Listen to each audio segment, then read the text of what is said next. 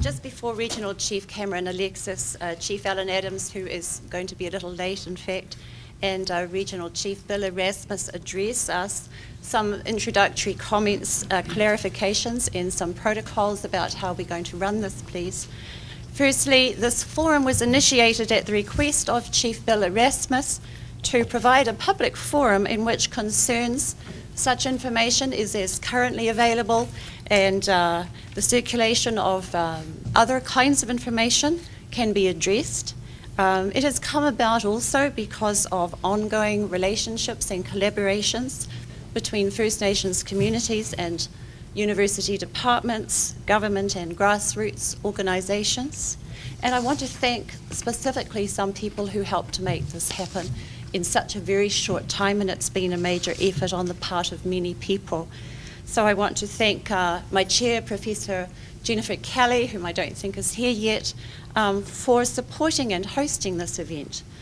I want to thank Professor Greg Goss, toxicologist, director of the University of Alberta Water Initiative, Professor Bill Shottick, who is the Bocock Chair for Agriculture and the Environment, for helping to bring this together. Both of these scientists have been pivotal in enabling this to happen. I want to also thank Professor Mark Poish, whose expertise includes endangered fish species and who is the Vice President of the Canadian Aquatic Resource Section of the American Fisheries Society. And in particular, of course, I want to thank Mr. Sean McCocken, Vice President Col Sherrit International, for accepting our invitation to come and speak at this forum today. I want to let you know that we did invite Department of Fisheries and Oceans, who declined due to the fact that there is an ongoing investigation, and that was the reason that they gave for not being able to attend. And we chose not to invite Health for the simple reason that at this point in time, there isn't sufficient information for Dr. Talbot to actually provide clear commentary at this point in time. The forum moderators are myself and Dr. Goss, and in terms of protocols for questions, as you see, we have a big lineup. It's a big issue. We understand that people feel very strongly about this. We would ask, please, that you hold your questions until the end.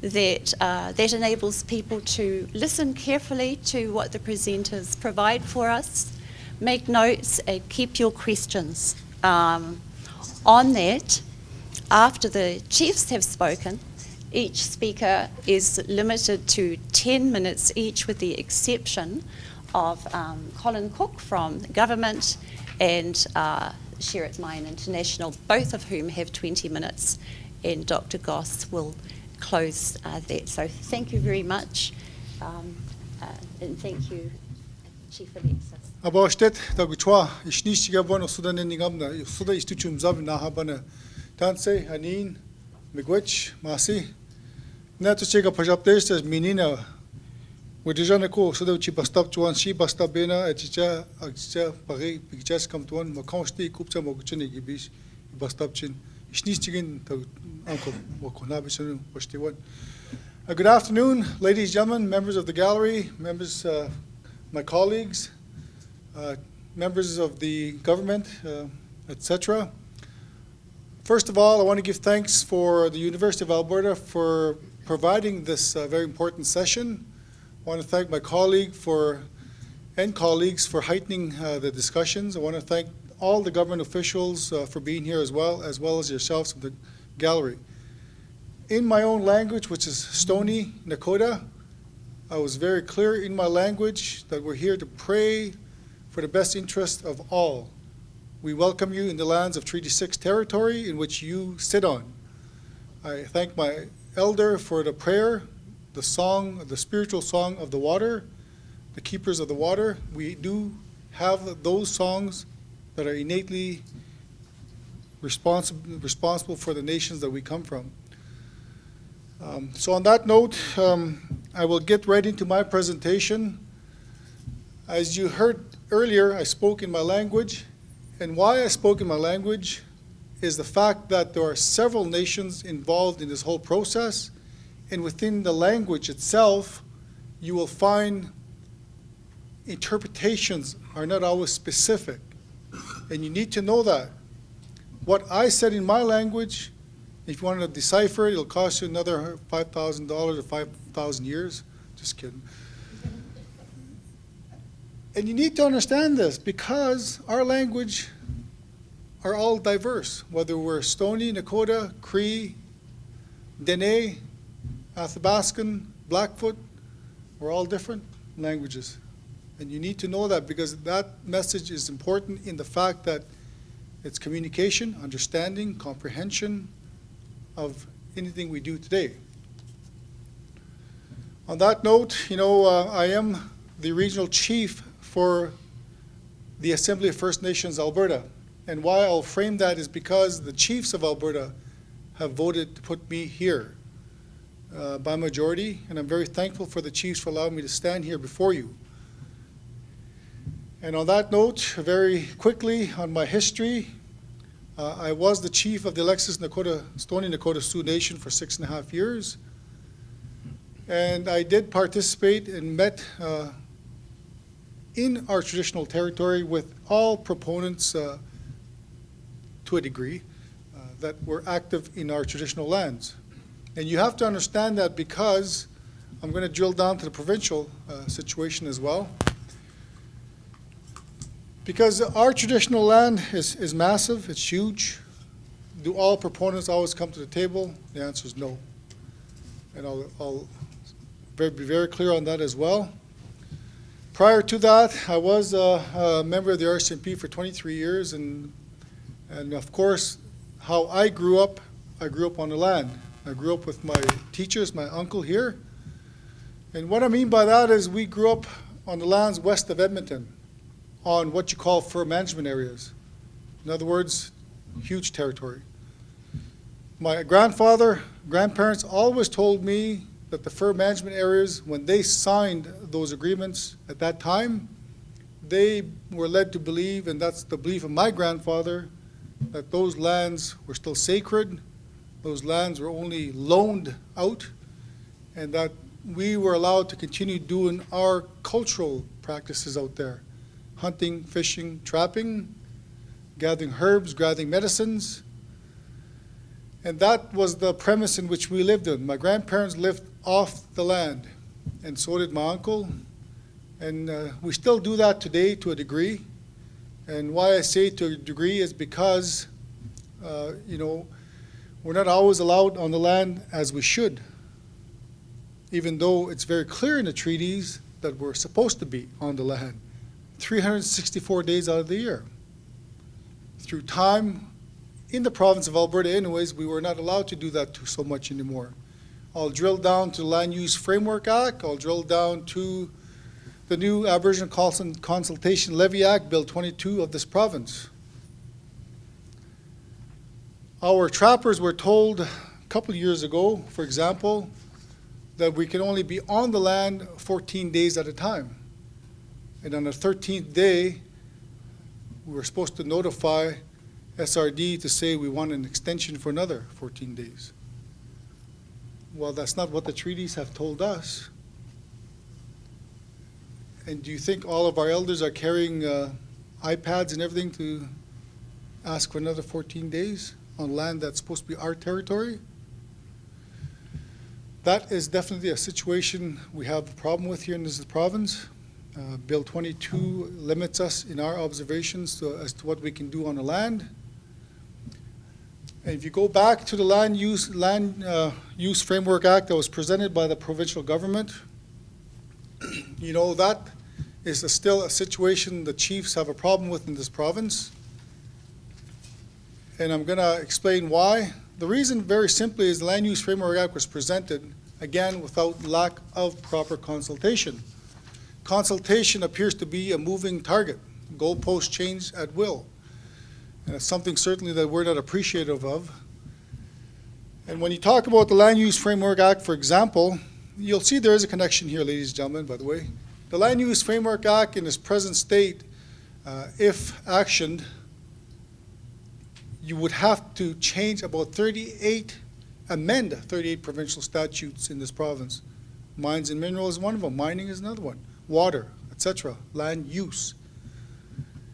And if you do your homework on that, you'll find 38 provincial statutes, but not limited to that, would have to be amended. Now, is that conducive on the needs of the First Nations? Is that conducive on the needs of all Albertans, Canadians? You'd have to look at that very seriously. So that's still an issue that we have. The Aboriginal Consultation Levy Act, we still have a problem with it because, again, it goes back to consultation.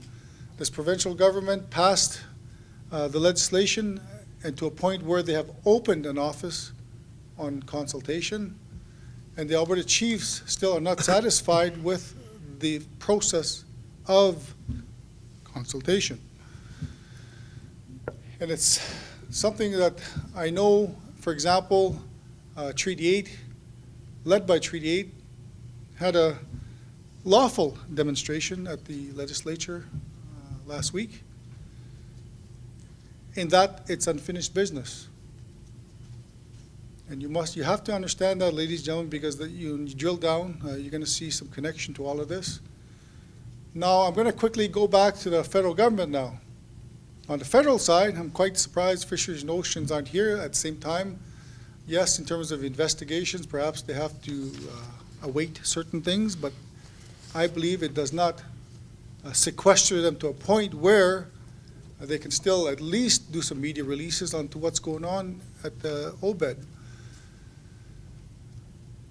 I believe, standing here before you, representing the Alberta Chiefs by majority, that there is unfinished business relative to the 1930 NRT agreement. Our elders never signed or approved the NRT agreement of 1930, in which natural resources was transferred to the provinces without our clear go-ahead by our elders of the day. Just imagine in 1930, situations going on. How could our elders sign on when most of them didn't even know how to sign or read? You got to think about that very carefully. It was a blueprint rolled out across the country, by the way. And of course, in 1930, we weren't even considered to be voting members of this country. 1961 and on, we were allowed to vote. 1961 and on, we were allowed to have legal counsel. Prior to that, we weren't even allowed to have legal counsel. So just imagine that. Now, fast track to today, ladies and gentlemen, you have numerous situations at the federal level, at the House of Commons, in which they are passing federal legislation, overarching, hence Bill C-45. If you talk about Bill C-45, it affects the water, Bill S-8, at that time Bill S-11, which is now Bill S-8, as a result of the new elections. Bill S-8, again, is a bill that the Alberta Chiefs, and I would suggest too, Chiefs from Canada do not approve and will not support in its present state. Yes, the Athabasca River was one of the tributaries that is still on the federal fisheries mandate. But however, the situation relative to water, it's still not supported by the chiefs or by majority of elders in this country. Why? Is because that's what the elders tell us, we never gave up the right to water. Who did we give it up to? And hence, when we talk about the situation with the mines and the slurry spill in OBED, there are many things you have to consider, many things. As you can see, it not only does it overarch municipalities, it overarches treaty areas, because Treaty 6, Treaty 8, and NWT, non-treaty places perhaps, are affected now. Now you are dealing with provincial overlaps. How are we going to deal with that? You are several nations that are impacted across this whole area. And I'm from Alexis, as you heard earlier. If you look west of Edmonton, that is our traditional lands. If you look at the maps, we have lands 1 hour west of Edson. We have lands 1 hour south of Edson and south of Hinton. in which mining has taken place for a very long time. As a matter of fact, mining coal is nothing new in this province. It's been going on since the 1800s. So much so, my uncle's grandfather, one of them died as a result of situations up in that area many, many years ago, before I was born, but that's the oral testimony and history of our elders. So mining of the Upabin Saba, we call it Upabin Saba, is the black rock, the black coal, is nothing new, but at the same time, as you can see as we progress, very little consultation of the First Nations people who share the territory. And I will use that word because we do share the territory with other nations as well, and respectfully so. And out there, ladies and gentlemen, we still hunt, fish, trap, and gather.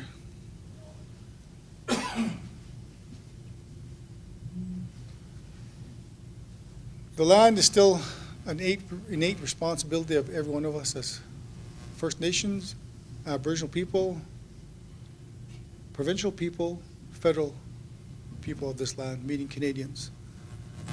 We still have a responsibility to look after Mother Earth, and you will find also that there has to be a balanced approach in how you deal with all these issues. Because at the end of the day, we all still have to live here. If the multinational leave with all their money, we as Canadians, First Nation people, provincial members of the Alberta people, we still have to live here. So that's an issue that we have, no doubt. Lack of consultation is another one, no doubt about it. And all the legislations that have been presented, is it conducive to the needs of the First Nation communities and people? Those are issues we still need to deal with, whether it's provincially, federally, and as First Nations are cohesively, we have to deal with this. I'll give you an example. Just last month, my uncle and I, we actually were commercial fishing in the Edson area. So we still fish out there, ladies and gentlemen. And I will use his name. His name is Elder Dan Kootenai. He's from our community, but he fishes, commercial fishes out there for whitefish, etc. So we still use the tributaries, ladies and gentlemen. As you look at the Athabasca, we still hunt, trap, and fish in those areas as members of Alexis. We still have fur management areas out in that area. We still do cultural protocols out in that area. As you continue north, Alexis has land about, as the crow flies, about maybe about a kilometer or more from the Athabasca River as you get to Whitecourt. So we still use the waters from that river to look after our interests in Whitecourt. So does it affect us? The answer is yes. And it's sad to see that it took 19 days for the provincial government, unfortunately, to actually begin notifying some of us on this. And it's sad to see the federal government still has not issued a media release. Yes, I'll respect the fact that there are ongoing investigations, but at the same time, there should be timely news releases to respect each and every one of us. I will just generalize on the issue of industry because it's not limited to that. There's got to be better mechanisms to deal with this. For example, these ponds, tailing ponds, slurry, sludge, whatever you want to call it. I can tell you this, as a member of Alexis, we're not allowed to monitor these sites. We're not allowed to visit these sites. As the footprint changes, we had asked that we be involved every time the footprint changes. But I'm not the chief anymore there, so I can't speak on that. However, that was the request that we made every time the landscape changed, the footprint changed. We wanted to be there. So I don't know what happened there. So on that note, we need to be involved heavily when it comes down to monitoring these places. We need to be involved heavily in the site visits to ensure that we have an informed decision on what's going on out there. And I have not seen that in totality. It's painful, but we need to deal with all these issues collectively, ladies and gentlemen, so we don't have situations like what's going on in New Brunswick. We as Aboriginal people want to be involved, we want to be in the know just like anybody else.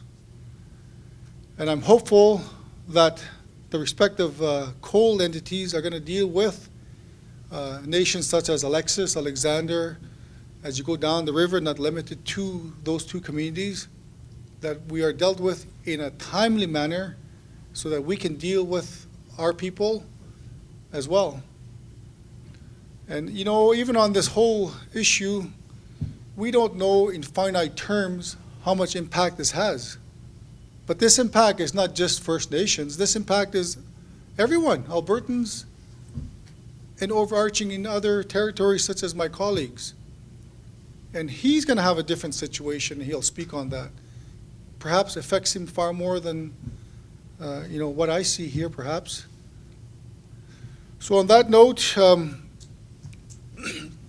I know we're very concerned about this as chiefs of Alberta, and we need to work together. I'll give you another quick example, ladies and gentlemen. On the provincial emergency operations, in which there is a website, they report, meaning the Alberta Provincial Operations Center, report on emergencies that go on in this province. For example, the floods, situation happening in Medicine Hat with the fires, even so much so with ice forming to cause you know, water floods, blockades, and all that kind of issues. But it's quite ironic. I checked the Provincial Operations Center, and there is no reports on this. I asked that question, and I was told the emergency is over, and we're dealing with other situations. But my point is, in my view, it's still an emergency. It should be on this website for us to see. So with that, I thank you all very much, and I hope that we can all work together for the common interests of this country, because at the end of the day, my elders will tell you very specifically, at the end of the day, multinationals can leave with their trillions, we still have to live here.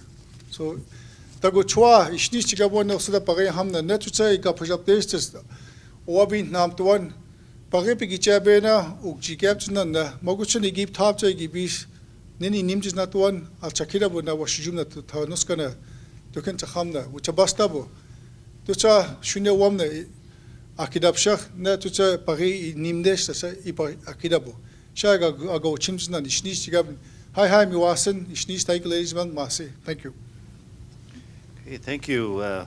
My name is Bill Erasmus. I'm the National Chief of the Dene Nation, and by virtue of that position, I'm also the Regional Chief of the Assembly of First Nations for the Northwest Territories.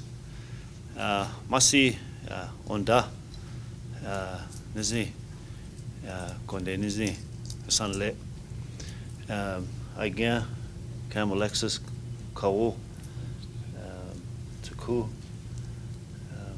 Masi again Thon Santale Denathon T Natsodie konde nizni.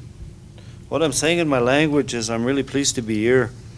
I'm from further up north, and I want to thank the elder for saying the words in the beginning and using his drum to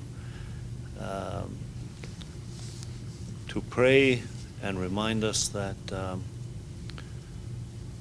there's much more involved in the world beyond us as people. There's something in charge, and it's not us. And Mother Nature in English we call it. So I want to give thanks for that, and I thank Chief Cameron, who we work together on many issues. And Makere for doing all the organizing and bringing people together and giving us this opportunity to speak on this important subject, and the other people that are invited to come out, and of course the people that are here in the audience. And thank you to the media for reporting this so that there's accuracy in what actually occurred. And I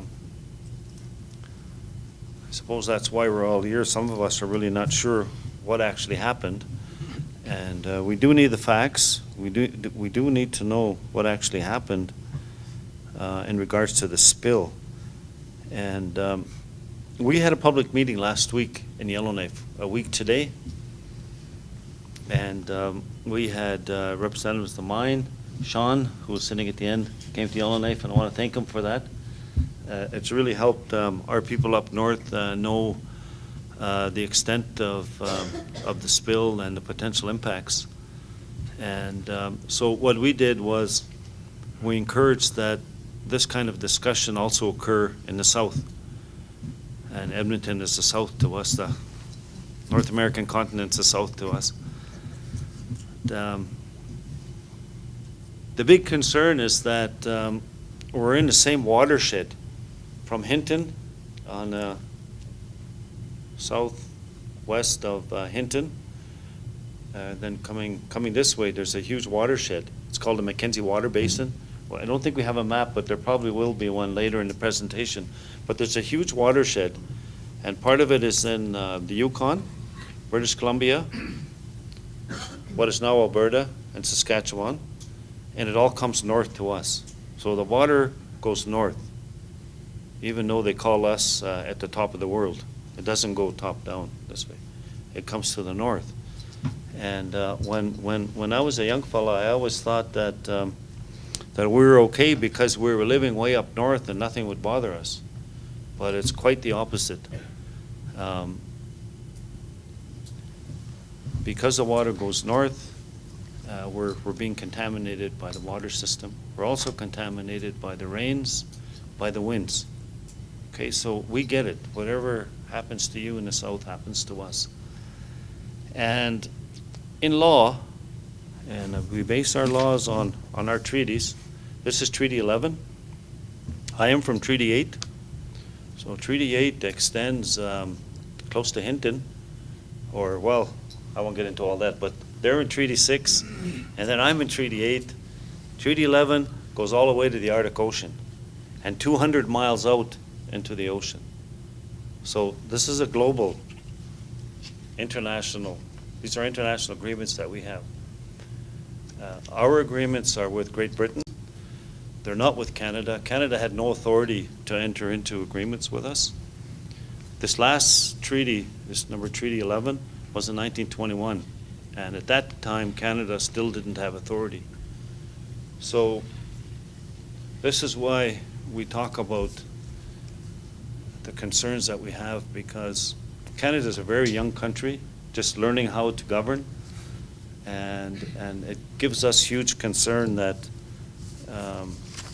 things are not dealt with in a more professional arrangement that we actually have. The treaties are valid. We took these treaties to court in the early 1970s when we found out that Canada actually believed that they owned the land and the resources. And we didn't find out that that's the way Canada was thinking until the 60s, because we were on the land. And then we slowly got relocated into what are now called communities. Like Yellowknife didn't really start until the 1940s. My parents moved into Yellowknife in 1949. So we began to find out how other people were thinking. And we realized that Canada's interpretation of these treaties is that we gave them everything. We gave up our land, we gave up our resources, we gave up the water, and our people couldn't believe that. So we decided to take Canada to court. And the Judge Morrow at the time, way ahead of his time, traveled to all of our communities. And rather than all of these old people coming to Yellowknife, he went actually into their communities. And we had chiefs that were still alive. We had interpreters still alive, and we had people that were present at the time of treaty. In 1900, the treaty was in 1899 and 1921. So we were very fortunate, the only place in North America where you could actually do that. And so we proved that there was really no discussion about land or resources. What we did was we allowed people access into our territory. And so these are peace and friendship. These are peace and friendship arrangements. And so it means that our people were never conquered. We were never defeated in war. And what the Supreme Court now said, and so the judge ruled in our favor. The judge said there is such a thing called Aboriginal rights. They do exist, because at the time Canada was denying that there was Aboriginal rights. Canada said there was no such thing. If there was, you lost them in the treaties or you lost them in legislation. So we proved that wrong, and then this is how all this land claims began. With our case, and then the case in British Columbia with Calder, the Nisga'a. The Nisga'a don't have a treaty with Great Britain. They have other treaties amongst ourselves, but they proved that they still have Aboriginal rights. And and the judge went on to say that we still have an interest in the land, a legal interest, which means we are the owners. Okay, so there's 40, 50 years now of this whole doctrine on treaty and Aboriginal rights. People like Bill Gallagher, a lawyer in the East, wrote a book last year, and in his book he says we've won, at that time, about 170 court cases on a variety of subjects. And since then, it's 200 court cases. We keep on winning these court cases. So we have proven our arguments. The problem is Canada, the provinces, the territories have not learned how to accept that. We believe the public at large has no problem with that. They know that these rights exist, and they want to work together, as Chief Alexis just said. The problem is a few people in government. Okay, there aren't very many premiers, and there aren't very many cabinet members in Ottawa. Those are the few people that are preventing us from working together. So we have to be organized. Supreme Court of Canada says there are 3 sovereigns in this country. Our people under Section 35 in Canadian Constitution, federal government under Section 91, provinces under 92. Those are the 3 sovereigns. And the Supreme Court says we're not going anywhere. So please sit down and work it out. So we need help, we need you to help us to sit down. That's a simple way to explain it. We met in Yellowknife, and as I said, our concern is we're downstream. And I'm not a lawyer by training, but I was trained by our people. And I did go to campus. I did go to school here. This is my old campus. I was here years ago, and I did my undergrad here, and then I did graduate work in anthropology. So I'm actually trained as an anthropologist. But I was going to say downstream law that talks about downstream. There's a legal obligation, is what I'm getting at. There's a legal obligation to deal with the people here as First Nations, and there's a legal obligation to deal with us downstream. And the problem is Ottawa and the Alberta government, by virtue of the way that they deal with legislation and non-renewables and so on, have developed a monopoly in Canada. And so they control what happens in the country, but they're slowly losing that control, as you know. And so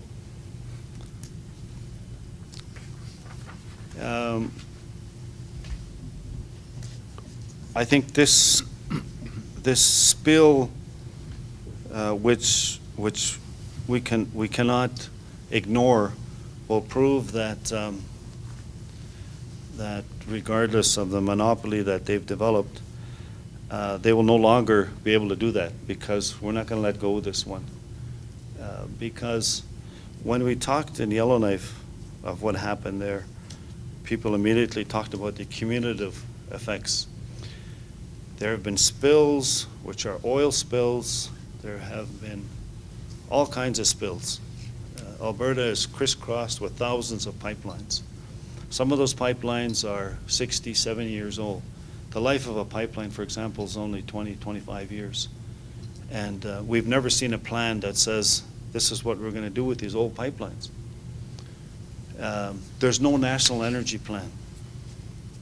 The plan is to expand the tar sands, right? And we're getting the toxic chemicals coming downstream. The water basin has dropped.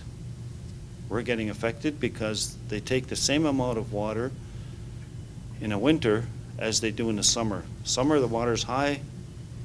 Winter, the water's low. They take the same amount. So the regulatory system is messed up. This question of land ownership, still not being addressed. Question of the regional chief talked about the NRTA, Natural Resource Transfer Agreement. It happened here in 1930 with no involvement of the people, so it's not a legitimate arrangement. It has to include the people. These treaties actually supersede the NRTA. This supersedes what's the agreement Mulroney made with Mexico, Canada, and the U.S.? NAFTA. This supersedes NAFTA because this is an international instrument, and if anything, it'll protect you, it'll protect us, because the water and the resources don't belong to Canada. We're willing to talk to them about what it really means, which is sharing. So if you look at NAFTA, it allows other countries to come in and extract resources, even though there might not be a surplus, or even though we might not agree. So if we want any clout, we're going to have to use these treaties, and people have to understand the meaning of that. So in Yellowknife, we talked about these cumulative effects, and we also talked about additional measures to protect us, whether it's legislation or through realization of what the treaties really mean. We talked about concerns about in the spring. See, right now, the ice is freezing. We call it mine muck back in Yellowknife, where Yellowknife started as a mining community with gold mines, and now that's closed. Now they're after our diamonds. So mine muck, essentially, and this is the way I'll explain it because I think it's simple. Mine muck, the tailings pond was breached. However it was breached, the muck goes into the river system, and it's in the water, and everyone agrees that it's toxic. I don't know the exact chemicals. We think it's arsenic and mercury, and there's some other chemicals. We'll hear about that from the presenters. But it's muck that's sitting in the river system. The river is alive, as our elder said, it has a spirit. So the river's moving, and it's always moving. Water's meant to move. And so we're told in Yellowknife that for about a 40-kilometer stretch, it's really bad. Okay, so that's before you get to Whitecourt, I think. Before you get to Whitecourt, it's really bad. After that, it's not so bad. It'll dilute, so that by the time it gets to Fort Chipewyan at Athabasca, Lake Athabasca, there really won't be any effects. And we're told, because we're further than that, I'm another 700 miles, your drinking water is going to be okay. There's another 1,000 miles to the ocean through the Mackenzie River Basin. We also told them that, as I said earlier, we need a national energy plan because there is no plan in this country. There's no provincial plan. There's no territorial plan. There's no national plan. And the non-renewables, as you know, are going to deplete. And what are we going to do 50 years from now? What are we going to do 100 years from now? That's a responsibility of all of us to sit down and talk about. It's not people in the legislature to talk about. No one gave them that mandate or responsibility. So we're very concerned about that. We're concerned about cancer. People in Yellowknife mentioned cancer and other related diseases or effects from the contaminants. They're very concerned about accountability. Who's accountable? Because the mine is the primary proponent. Someone gave them a license. We're not sure because we're up north. Was it the feds? Was it the province? Was it both? Who's responsible? And where does that responsibility begin? Where does it end? We're concerned, as Chief Alexis said, in terms of communication. As the National Chief of the Dene, I found out through the media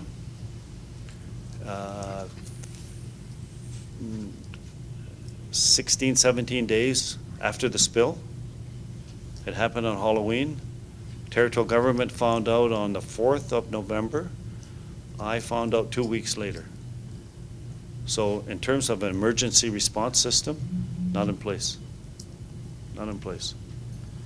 At least not adequately so that we can be prepared and our people are not afraid to drink the water and so on. There's emergency measures not in place. Within our own territorial system, I can't speak for on this side of the 60th parallel, but when this spill occurred, we were actually having an emergency preparedness meeting in one of our communities, but no one informed us of the spill. So it's very difficult to understand. Is it because we don't want to upset the cart? Is it we don't want to hurt each other's feelings? We don't know, but we got to talk about this, and we have to come to terms with it.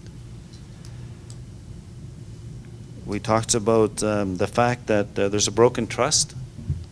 The treaty that I talked about, it's a trust relationship, and if you breach that, as you know, in any kind of relationship, you breach the trust.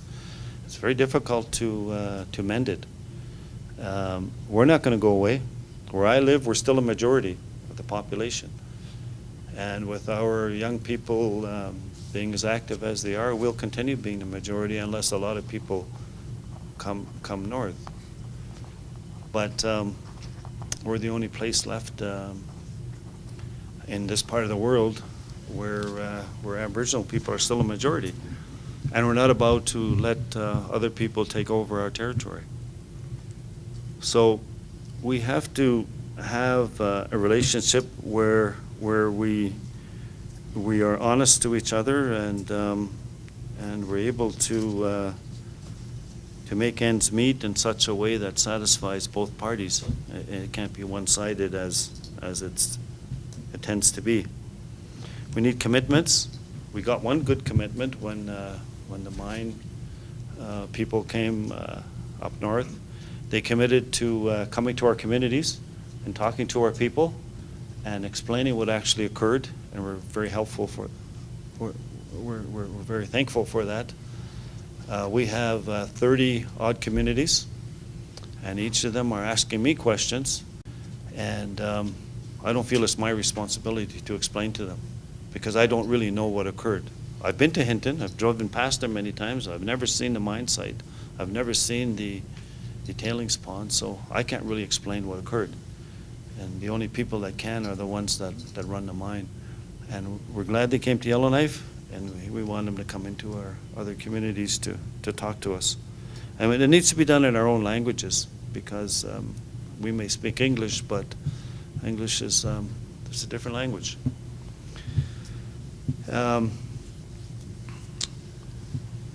When when we entered into our agreements, our treaties, there was no Alberta, there was no Saskatchewan. British Columbia was there by virtue of the way Canadian Federation occurred. But this was Northwest Territories we're in. Fort Edmonton was here. And so what has occurred since our treaties is that the province has developed, and the province is a lesser authority in our view. If there are 3 sovereigns, that sovereign has less authority than Ottawa. Okay? And I can argue that if need be. The 91 powers that the federal government has is very important, and every country is designed that way so that somebody's in charge. Otherwise, you're going to be fighting all the time. And it's like the child, Alberta, fighting with the parent. That's the easiest way to explain it. And yes, I'm a political scientist. So it's the child arguing with the parent, and we're over here as the owners, and this fight is always occurring.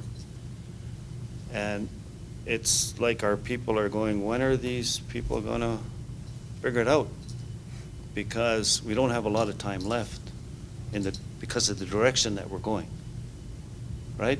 You continue to fight Mother Nature, Mother Nature's going to win. Very simple. So let's start figuring it out, and let's start working together. And if there are transboundary issues, if you want to call them that, then let's work out the transboundary issues. And those are between First Nation governments, federal government, and the provinces. And if the territories are involved, then we will include them.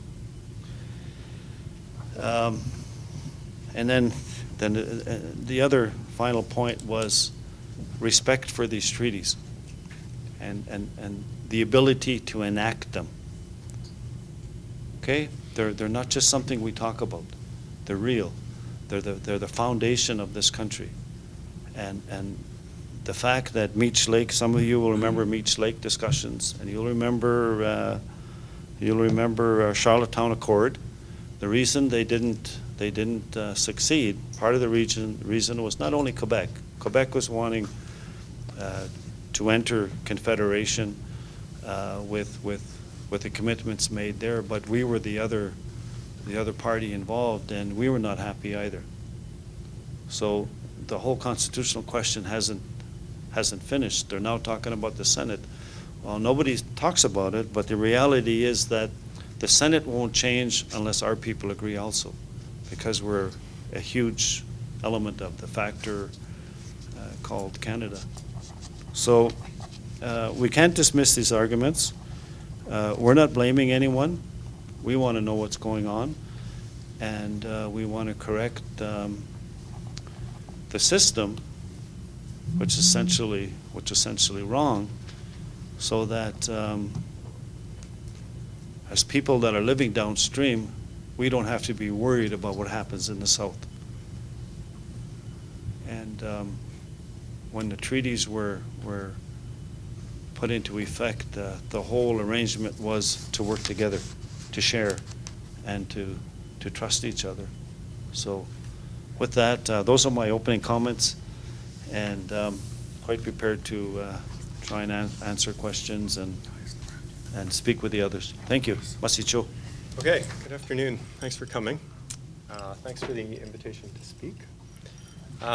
So my name is Colin Cooke. I'm a limnologist with Alberta Environment Sustainable Resource Development. I did a PhD here at U of A and then worked as a research scientist for 3 years before joining ESRD. So that's a bit about me. I've put up my email here, and I've got a link, which I'm happy to send out to people if they don't want to write it down, that is a website that presents some of the data I'm going to talk about today, well, all of the data I'm going to talk about today, and a small summary report. So we just issued the second summary report on the data, ESRD's data, this morning. Oh, that looks like I advanced. Okay, so I'm going to move fairly quickly. I've got a lot of ground I want to cover in this talk. I want to show some photos of the area that ESRD staff took, field staff took, starting on November 1st. I want to talk about the process water plume that was released and where and when it was on different days. I don't know why this thing's... And I want to talk about the data. So as you all know, on October 31st at about 4:30, the Green Pit water storage pit failed. Approximately, we think, about 670,000 cubic meters of processed coal slurry entered the main tailings pond. I'll show a small satellite photo of this. It overtopped the dam wall and entered the emergency spillway, and then it flowed down some creeks into the Athabasca River for about, later that day, flowed about 20 kilometers down the creeks. So this is a satellite image of the region. You can all see the green tailings pond here. So this is the Green Pit. In pink there is the line, the route that the water took as it flowed from that green pit into the main tailings pond. And then you can see the emergency, this is on timer, the emergency spillway, so the route the water took out of that main tailings pond as it exited it, as it overflowed it. So what I want to do next is walk you down the creek and show you some photos of what that looks like after the spill on the next day. So this is Apatowan Creek, I think is how you say it. So this is the mine here on the left, and then the blue is the route that the processed water plume took as it traveled towards the Athabasca River. And I'm going to walk you along a series of photos. Don't worry about these ones are little. I'm going to show full-size ones. So first, this is the outlet of Green Pit. This is the breach point from where the water breached the Green Pit and then flowed into the main tailings pond. You can see this is what it did to the landscape there. This was taken on November 1st. All these, well, most of these photos were taken the next day at approximately noon. This is the connection between Green Pit and the main tailings pond. So you can still see the water flowing here. It travels that way. These were taken by ESRD field staff from the helicopter the next day. This is the emergency spillway from the main tailings pond. So this is the route the water took out of the mine into the creek, again, around noon. So what I want to do is walk you now through a series of photos of the creek as the water traveled from the mine down the creek and into the Athabasca River. So this is the location of the first photo. It's about 2.5 kilometers or so from the breach point. You can see where the creek was. This is the old creek bed here. It used to be treed all the way to the edge, and you can see what that processed water release did to the trees. It leveled a lot of the trees for about 20 to 30 or so meters on either side of the creek. I haven't been there myself. This was taken by our field staff on November 5th. So there's one of our field staff there for scale. You can see clearly the trees that are knocked down. So this would have been a pretty substantial wall of water that flowed down this thing. Taken out trees for, like I said, about 20 or 30 meters beyond the banks of the creek. This again is one of our field staff, same day, November 5th, at the same location. What they did is they dug down underneath the snow into the ground, and this is this brown stuff, this black stuff. It's not showing up great here, but this is coal slurry or sediment that was released along with the plume. This pit that they're excavating, this is about 2.2 meters from the edge of the creek, so up on the creek bank, about 2 meters in, away from the creek. And they found sediment deposit of greater than 50 centimeters in thickness. So the next series of photos are going to be a little bit further downstream, about 5.5 kilometers. You can see the creek itself is in far better shape here. There's still trees standing along the creek edge. So a considerable loss of velocity in the water as it moved downstream, but still a lot of that sediment deposited. So this, again, is about a half a meter or so of sediment deposited up to a couple meters or so from the creek itself. Now, establishing just how much sediment was deposited and exactly where it lies on the landscape, I think is going to have to wait until after the snow melts, because you can see what the conditions are like, and this was back on the 5th. Things have deteriorated since then. So just moving quite a bit further downstream now, closer to the Athabasca River. This is the creek here. It's about 16 kilometers from the release point.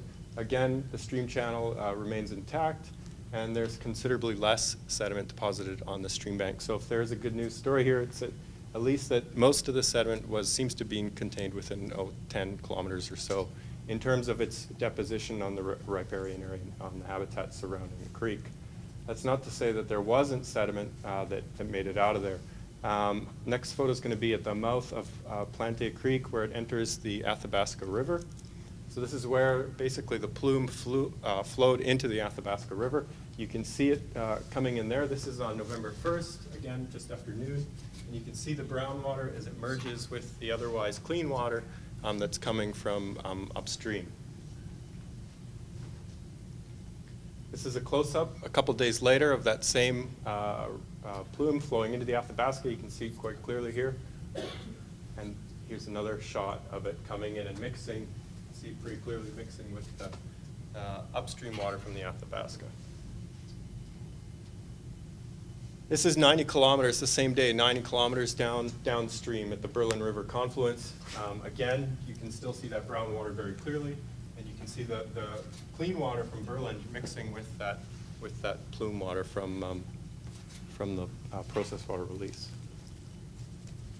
So again, this is on November 3rd, so it's traveling pretty quickly in the first few days following the release. This is one of our field units, so this is a handheld probe that we can put into the water and measure a number of parameters. Usually you'd be able to see the bottom of the river. You can see how much sediment is floating around in the river. We can't even see the bottom of the probe, and it's about this over long. So one of the things that this probe tells us is the turbidity of the water, so the amount of suspended sediment or fine materials that are floating around in the water at any given moment. We've utilized these pretty heavily because measuring the turbidity of the river is one of the critical ways that we can tell exactly where the plume is. And that's become even more important as it's flowed downstream and become diluted, and as a lot of those sediments have settled out onto the riverbed. So I want to walk you through what we did at ESRD in response to this emergency in the first few days and going forward. So beginning on November 1st, we began daily helicopter flights. This was just to visually identify where the plume is in the river and to try and make estimates on its time of travel, so to try and get a handle on how fast the plume was flowing downstream and where it is and that kind of thing. As the field staff were doing that, they landed the helicopter everywhere they could, and they would take field readings of turbidity and other parameters using that handheld probe that I showed you. This was to try and capture as best we could and as quick as we could the composition of the plume. The other thing we did is we took 3 times daily water quality samples. Those meters are great. They tell you a lot of information, but they only tell you about a very few key parameters. We wanted a really comprehensive suite of parameters of heavy metals, of carcinogens, that kind of thing. And for that, you need to collect actual bottles filled with water. So they would land at least 3 times a day and collect those. So that was beginning November 1st. Then beginning on November 4th, we began 2 times daily helicopter flights. So we had two crews going out in helicopters. On each of those trips, each of those crews, they would collect at least 2 water samples. And what they tried to do is they would go up in the chopper, they would visually identify where the plume is, and then they would fly downstream of it a bit. And they would sample the clean water in front of the plume before it got to the area, so that we had a very good characterization of what background conditions were like in the river before the plume went through. Then, once they had taken that sample, they would fly to where the middle of the plume was, or what seemed to be the middle of the plume, or the greatest concentration of sediment, and sample the river at that point as well. Again, they were always taking multiple field readings while they did this.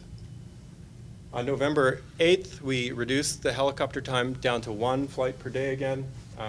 And what we did is we changed the sampling campaign a little bit based on some of the data that was coming in to sample at least 3 times per day. And so what they were doing, again, they were taking a sample downstream of the plume, of clean water in front of the plume, trying to sample in the middle of it again, but also trying to sample behind the plume, or as close to the tail or behind the plume as they could.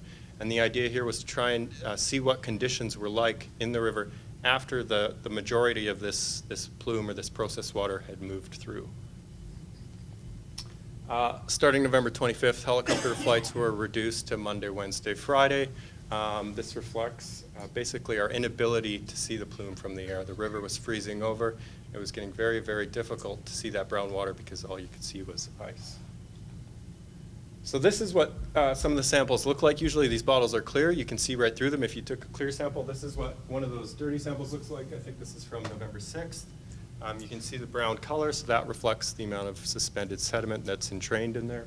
And we sampled water. We took sediment samples from the bed of the river and from the delta, the small delta that formed where that emergency spillway flowed into the Athabasca, or where the the creek flowed into the Athabasca, and we also took slush samples. So as the river starts to freeze over, you get these sort of balls of ice or slush that start to float downriver, and one of the things we noticed is that those had a lot of particles entrained within them. And you can see that here, that's what's shown here, is one of these slush balls floating downriver full of particles and sediment.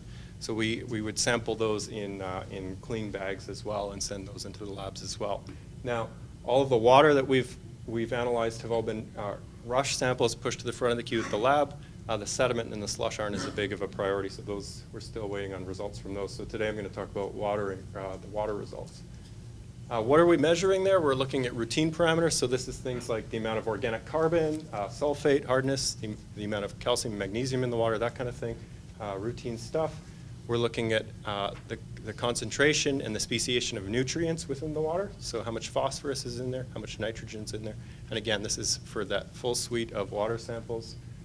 We're looking at trace elements, so both total and dissolved. And what I mean by that is the dissolved fraction is you take one of those dirty water samples and you pass it through a filter. Everything that goes through the filter of a specific size is dissolved. So that's all stuff that's dissolved within the water. And the total is the stuff that didn't go through the filter plus the dissolved. So two fractions there. Looking at a whole suite of elements, aluminum, but also heavy metals like lead, mercury, selenium, that kind of thing. We're looking at organic compounds, so polycyclic aromatic hydrocarbons. Some of these are carcinogenic, acrylamide, which is used as a flocculant within the tailings pond. And then going forward, we want to start incorporating or have the company in their long-term monitoring plan incorporating things that might tell us about sediment mobilization. So how much of this sediment, when in the spring, how much of it is going to move downstream? Where is it going to go? Can we trace it? Can we fingerprint that sediment as it moves downstream? So that'll involve things like isotopes. So this is a map of everywhere that we've taken both water quality samples, slush samples, sediment samples, and field readings. This is the water samples here. I apologize for the grainy nature of this map, but you can probably see the blue dots here. So the blue dots are where we took water samples, and then the green dots are where we took field readings. So there's a lot more green dots than blue. And the blue dots start to get closer and closer together as you move downstream, and that just reflects the fact that it took time to get our field people mobilized from Edmonton, get the helicopters lined up, get the equipment lined up, get everybody out there. And initially the plume was moving very quickly. And so we've got less data from this first 100 kilometers or so than we do around the town of Athabasca or Whitecourt, for example. But I think with the data that we do have, we can start to form a few good initial conclusions. This is everything downstream from the town of Athabasca. These maps are a bit out of date now. They're a few days out of date. We've added considerably to this since then.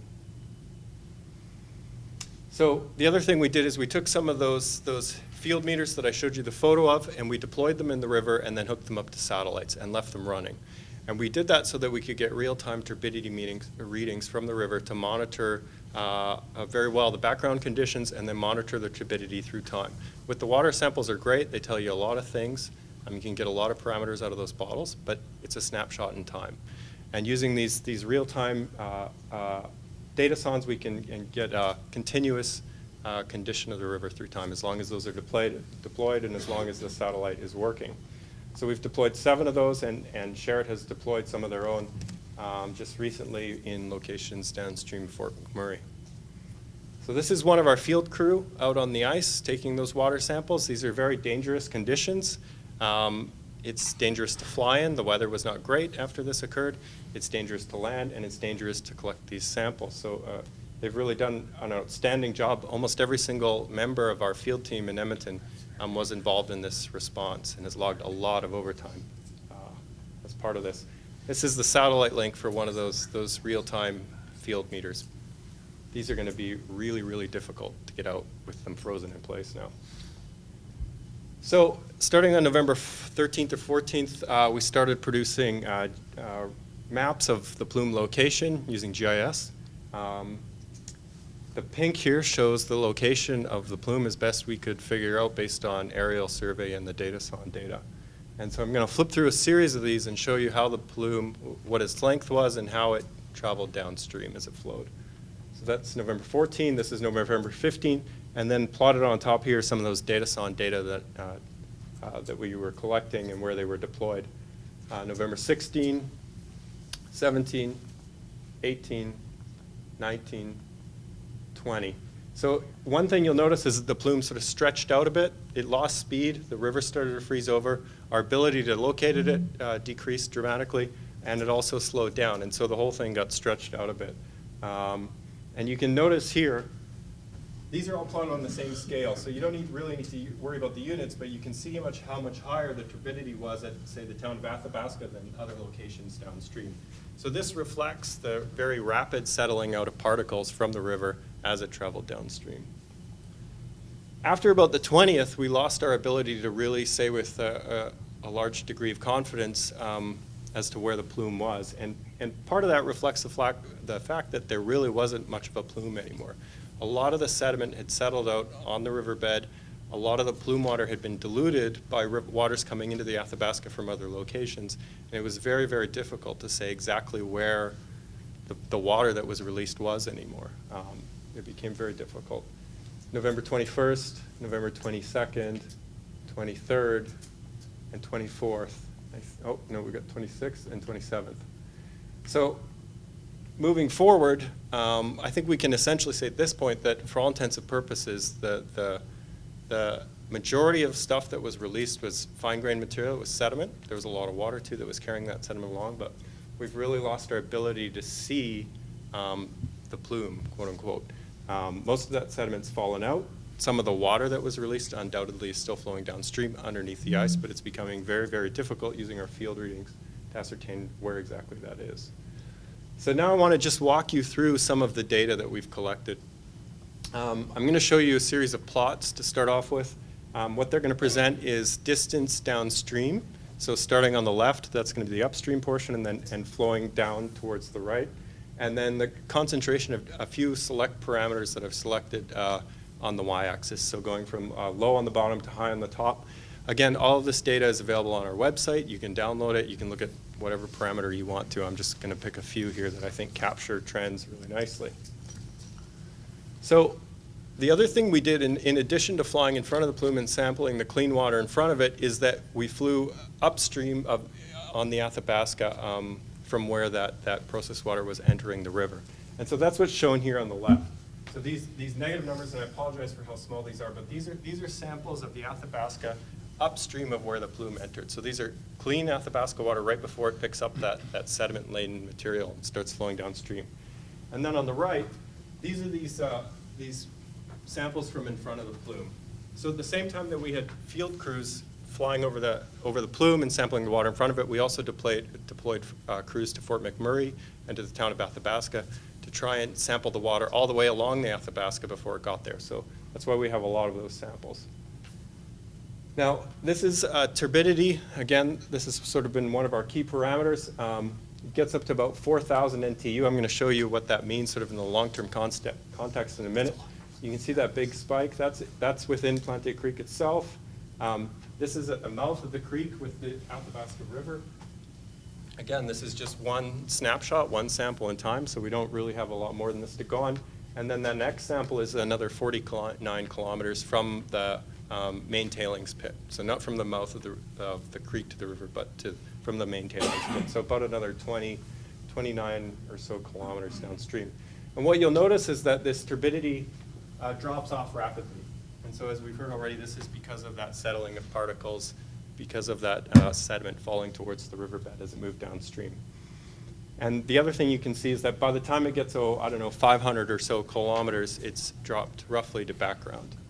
So turbidity is kind of a critical thing here. We've got it in real time from those datasons, and it tells us a lot about how much material is moving downstream. So I'm going to leave it up there, and I'm going to put on top of it a number of parameters of concern. Just to give you a sense, this is where Fort Assiniboine is and where the town of Athabasca is along that x-axis. So this is dissolved selenium. Selenium is a trace metal, trace element. It tends to be enriched in coal. It tends to be found in high concentrations in coal fly ash. It's an element of concern from a fisheries point of view. So we're measuring selenium dissolved in the river water. You can see it exceeded water quality guidelines in Planted Creek, or at the mouth of the creek at the Athabasca River, and then declined pretty rapidly. And fortunately, it seems to have stabilized and seems to be within background levels pretty quickly after the release. This is we heard about arsenic already. This is the total arsenic. So this is heavy metal and total lead, both heavy metals, both of concern for aquatic life and for ourselves. You can see the lead there is in green and the arsenic there is in red. And anywhere there's a little yellow box is where the concentration in the river water exceeded some water quality guidelines, at least one of the water quality guidelines. Again, all of these figures are available online if you want to see them. So you can see we had exceedances of water quality guidelines in lead as far as 300 kilometers from the release point. Same thing for benzoapyrene. This is one of those organic contaminants, one of those polycyclic aromatic hydrocarbons that we measured. As with the dissolved selenium, we see a big spike early on, and then levels dropped off pretty rapidly, although we've got this blip at 4 to Cinnabon. A lot of these things that I've been talking about, a lot of these heavy metals, these organic compounds, displayed a tight coupling to turbidity. And what that tells us is that a lot of these were bound up with the particulate matter that was released to the river, bound up with the sediment that was released to the river. That's not to say that they aren't bioavailable, that biota can't access those heavy metals or those compounds. It's just to say that that's the phase that they are in. They're not dissolved in the water. They tend to be bound up with the sediment, and that's why we see this very spiky curve at the upstream end. So now what I want to walk you through is to walk you through a series of bar graphs that present some of those samples that we were taking at a daily basis, the ones in front of the plume, the ones in the middle, and the ones from behind it. So these are samples from the town of Athabasca, from the river at the town of Athabasca, so downstream quite a ways. And these present pre-plume samples, so these are samples that were collected in front of in the river before the plume got there. A couple from mid-plume, or as best we could discern as mid-plume, and then one from post-plume, so one from the river after the plumes moved through the area. And what you'll see, this is turbidity. In fact, turbidity got up to about 100 NTU. It goes up to 50 here. So we got about halfway up to the peak level with these samples. And I think that speaks nicely to the fact that it's really difficult to take one sample that's going to characterize the entire river at that space and time as the plume moves through. But you can see the increase in turbidity, and then it drops back off after the plume has moved through. Now, to give you some context about this, the maximum turbidity that we've seen in the Athabasca River since 1987 is 440 NTU, and the average is 36. These are annual averages. So not exceptional in terms of absolute values, but exceptional in terms of the timing and of the cause. And then I've shown the long-term data set there on the bottom. Again, the long-term data set is available online as well. This is an internal report that was published a few years ago. And I have a link to that at the end. This is total phosphorus, which is a key limiting nutrient for aquatic life. You can see it's relatively low on November the 9th before the plume got to the town of Athabasca. It starts to increase as the plume moves through and then has stayed relatively high. Now, whether that's because of changing conditions within the river or that's lingering phosphorus from the plume, we don't know. That's hard to discern. But again, these are not abnormal in the context of the long-term data set. You can see that the mean is 0.05, and that's right around where we're sitting, 0.006, or we're well below that with these recent data. Same story for nitrogen. It's another key limiting nutrient. You can see it increased as the plume moved by and then dropped off again as well. This is total aluminum. So aluminum is one of those elements that tends to be highly enriched in soils and in sediment, so there tends to be a lot of it in there. We got up to 10 milligrams per liter. So this is pretty unique in the context of monitoring along the Athabasca River, and this reflects really the large amount of sediment that was released as a result of this breach. So this is you can see where 10 is here. So it's right near the limit of what we've measured in the river in the last decade or so. Lead, this is one of those heavy metals that everybody always worries about. Increased dramatically as the plume moved by the town and then dropped off pretty rapidly as the plume moved on. Again, right around sort of the average for the last decade or so. So that's all I have today. I'm happy to answer questions at the end. Like I said, there's a lot more data. It has taken some time to get this data out, but it undergoes a pretty strict validation and quality control check before we wanted to release any of it. And we wanted to have a chance to sort of interpret it with our colleagues at Health. We've been working collaboratively with them, with scientists from Alberta Health since this began, and to put some context around the data. So that's part of the reason for the delay. Like I said, the second report is out this morning. You can go there. These are all available as an Excel file. Anybody can download them, and they're available. So with that, I think I'm done. Thank you very much, Colin. Thank you. Thanks.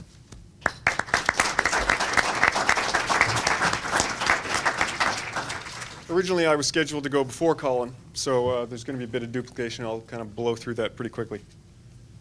I included here a map, but we've already seen it.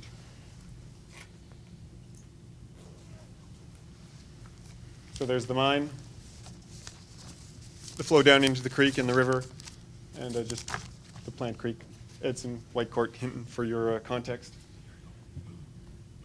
Just to kind of generally characterize what was in most of these sorts of slurries, it's a combination of water, coal waste particle, rock and clay particles, and other things associated with the processing of coal.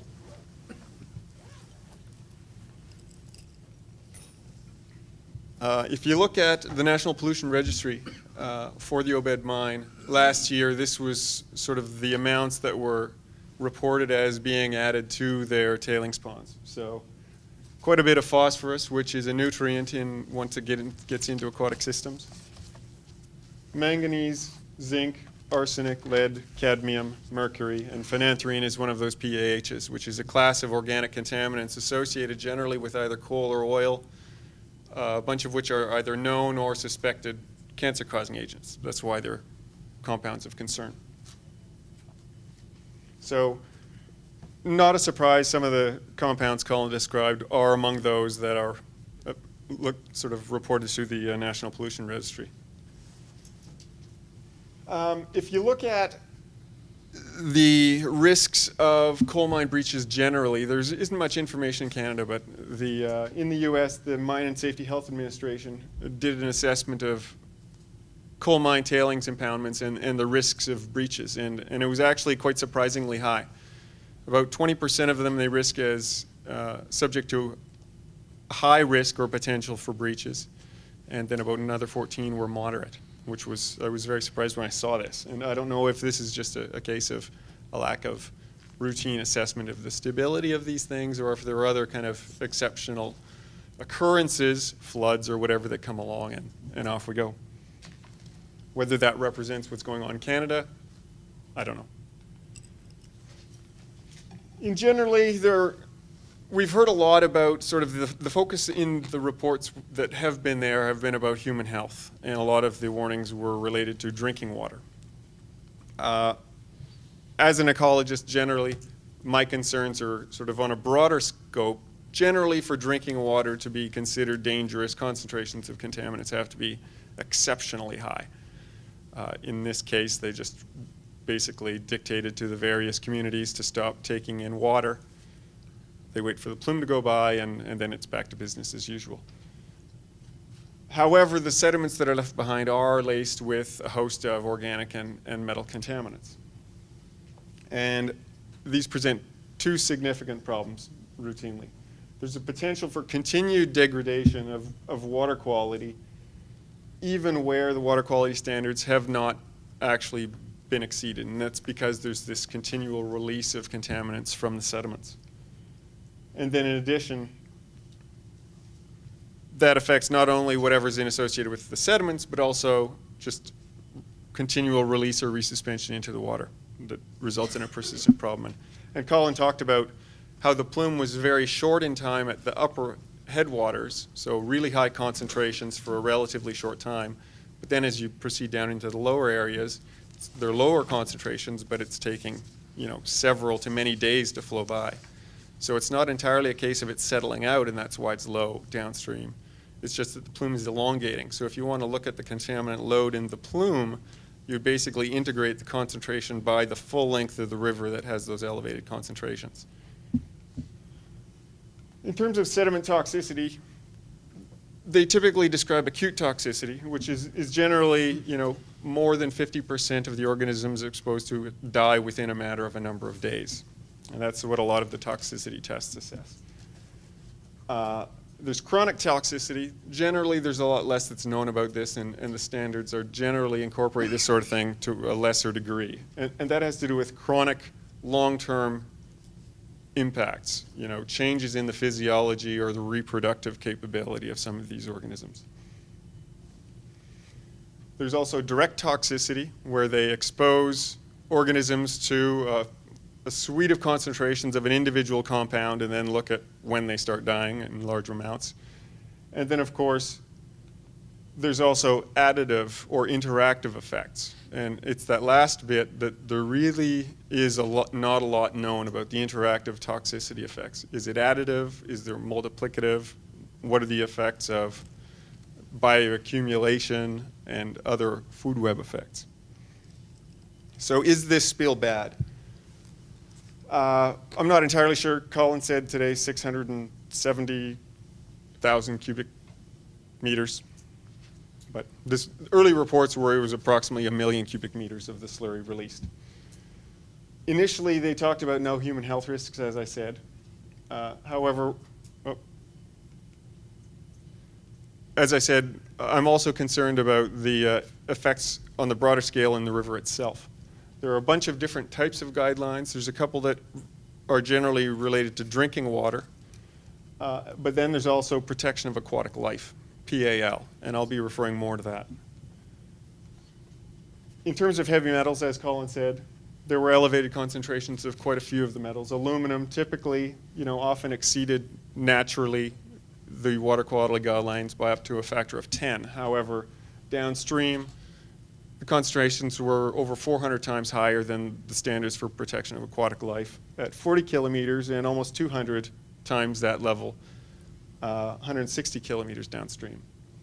For arsenic and lead, similar elevations, 15 times the PAL, protection of aquatic life, in the creek. However, downstream in the river, it was up to 160 times. And that suggests just that they didn't actually get the peak when it went whipping through those creeks, which I think we already know. Silver, similar, pretty substantial exceedances of protection of aquatic life standards at its peak, and they persisted down quite a ways down the river. Uranium, so the general trend was, as Colin showed, pretty high concentrations for fairly substantial lengths of the river. There also were exceedances for irrigation and livestock watering standards, and people were basically just informed to find other sources until the water quality got better. Similar patterns with iron, aluminum, manganese, with exceedances extending down to 160 kilometers or so. And then there were similar patterns among other metals. In terms of organic contaminants, as we heard, it exceeded the protection of aquatic life standards at the point of entry into the river, and then at or near where it went down into the river. Benzoate pyrene and the total toxic equivalents also were higher than the protection of aquatic life standards for the downstream. I've actually mentioned that already. Yeah, there was something in the initial data that looked a little odd, as if they'd either mixed up samples or perhaps sampled on sort of after the peak went by, which is what we understand actually happened.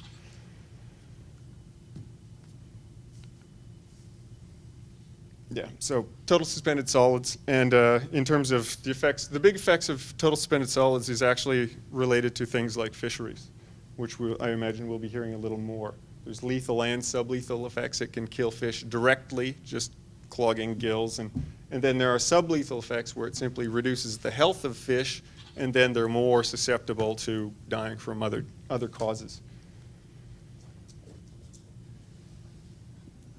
One of the things, as I said, the explanation or sort of the conclusion was as a result of sediment settling in plume flows downstream, the concentration of contaminants in the water is decreasing. And I think that sounded as if it was meant to assure people that there's not as much of a problem. But I guess my translation is the concentrations of contaminants in the river sediments have increased for hundreds of kilometers in the river. And of course, that's going to increase the potential for transmission into food webs, continuing suspension as it moves down. There was a similar coal mine tailings failure in Kentucky in 2000. Approximately the same volume of slurry was released into the streams in the nearby Big Sandy River.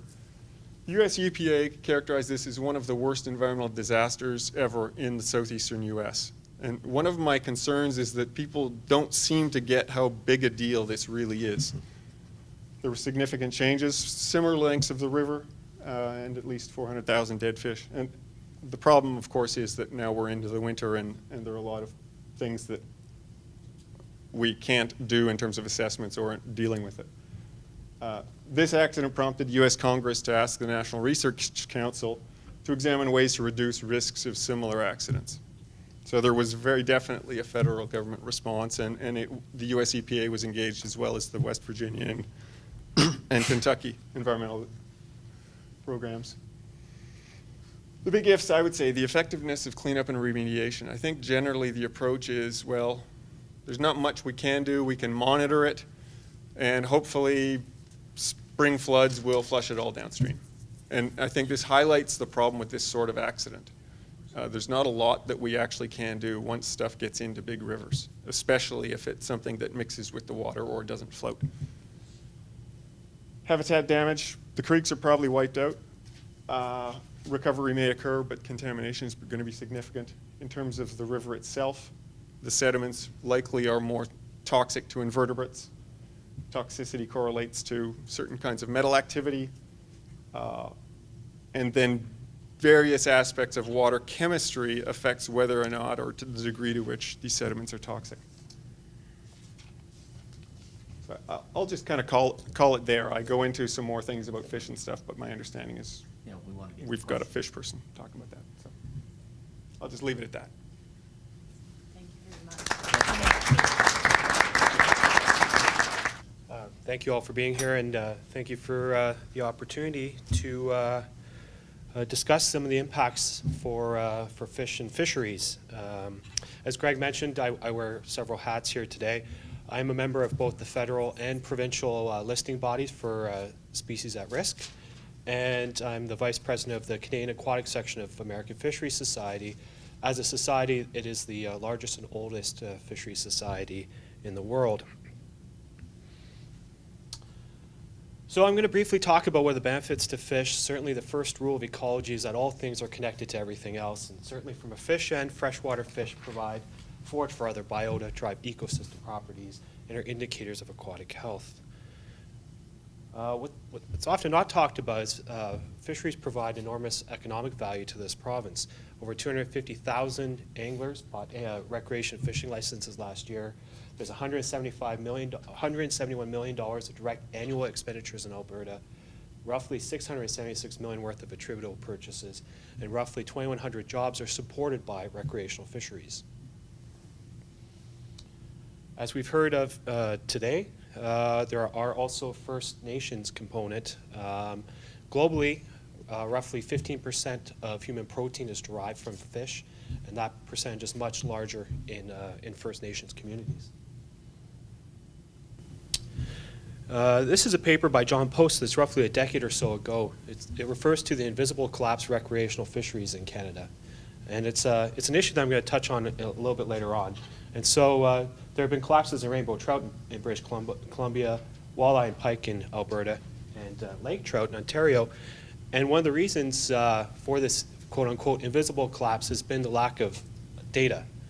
And this is an issue I think that's really important regarding where is the data for these fisheries losses. There are prohibitions against damaging fish and fish habitat. This is something that you might hear about in the news. I took this directly from portions of the Species at Risk Act. SARA is one of the legislative bodies that protect fish, and it's illegal to kill, harm, harass, capture, or take an individual listed as extirpated, endangered, or threatened, or it's illegal to possess, collect, buy, sell, or trade them.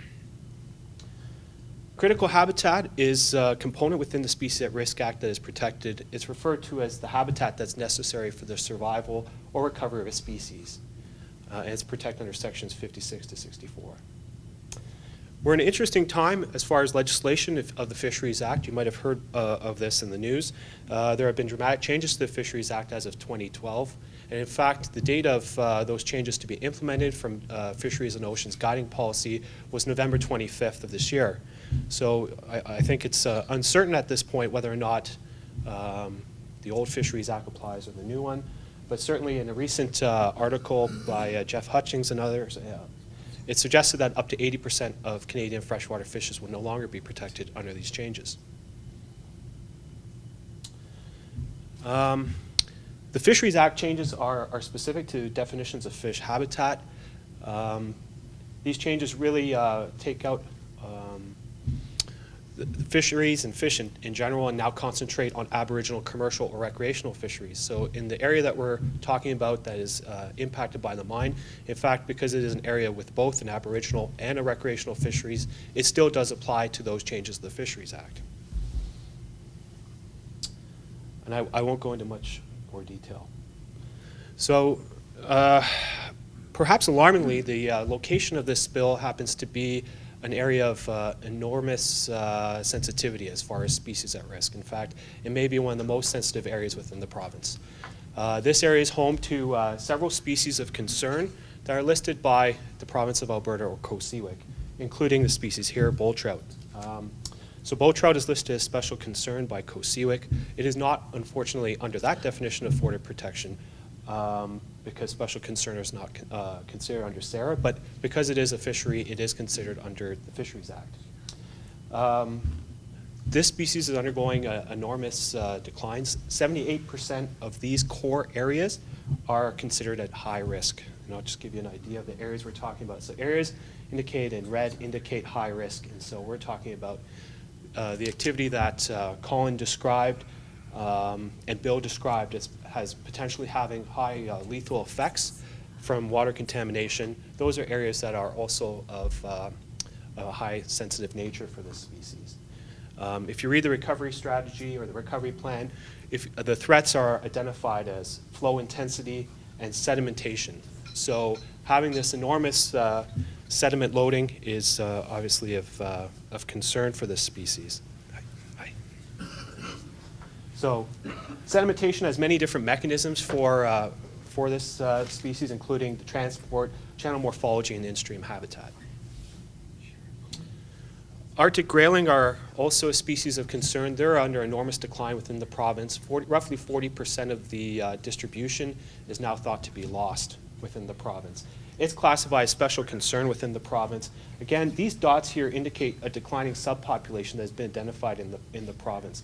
So again, we're talking about an area that is undergoing dramatic declines and that's highly sensitive.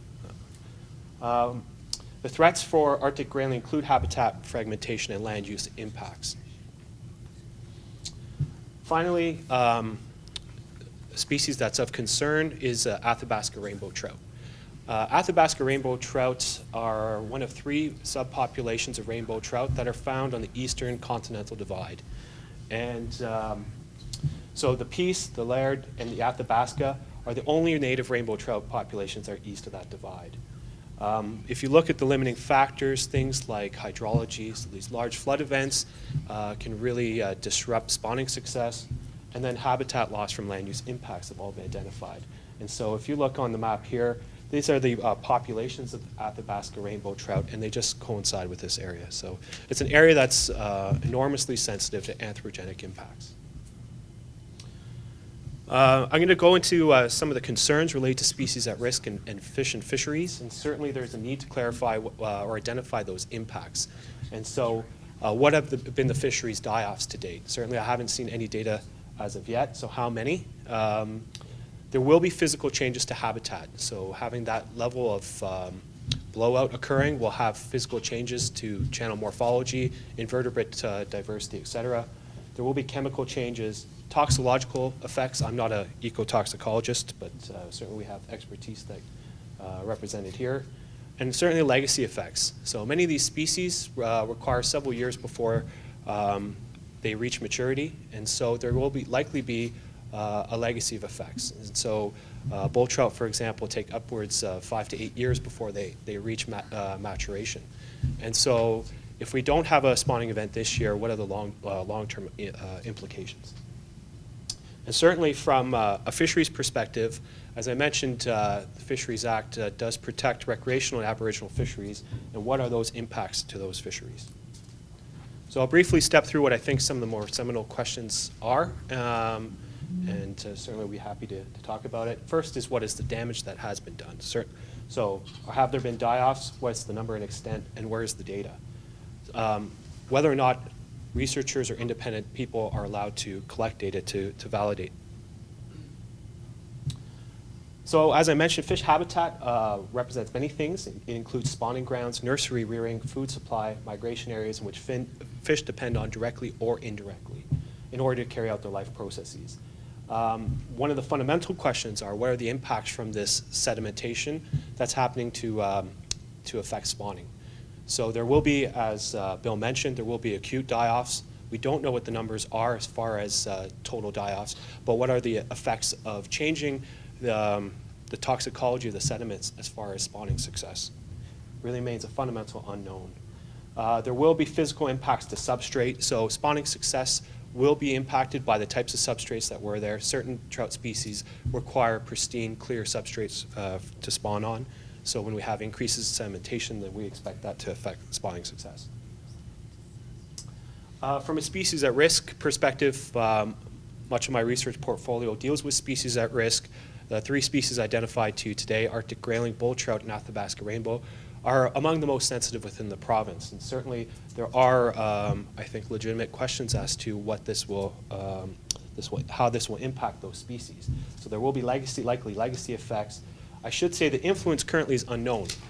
Certainly the data is too early for us to be able to estimate, but certainly given the extent of damage that we've seen from Colin and Bill's presentation, the damage are likely to be significant. And certainly what are the long-term impacts? So there's a human health concern. So as I mentioned, global estimates are 15% of global diets are supported by fisheries. Fish are mobile organisms, and so the extent of fish movement and effects for human health are certainly of concern. Which species are impacted? What are the impacts to population viability, specifically to species at risk and other recreational aboriginal fisheries? And finally, I think we're hoping for finding solutions. Certainly that's my goal of my research, is to try and find solutions so that we can help improve fisheries and help improve mitigation. So certainly, what are the plans to remove sediment, and what's the timing? How can we aim for restoration of this area, given that it is a highly sensitive area? And looking towards solutions as far as mitigating future impacts. I think overall, I kind of summarize this as I think this is hopefully an awakening in a way, that we identify a need from both government and industry to recognize the importance of fisheries and fish. So I'm hopeful that this will be an opportunity for us to develop research and solutions as far as how we might mitigate these impacts. So, thank you. You know, when it comes to situations like this,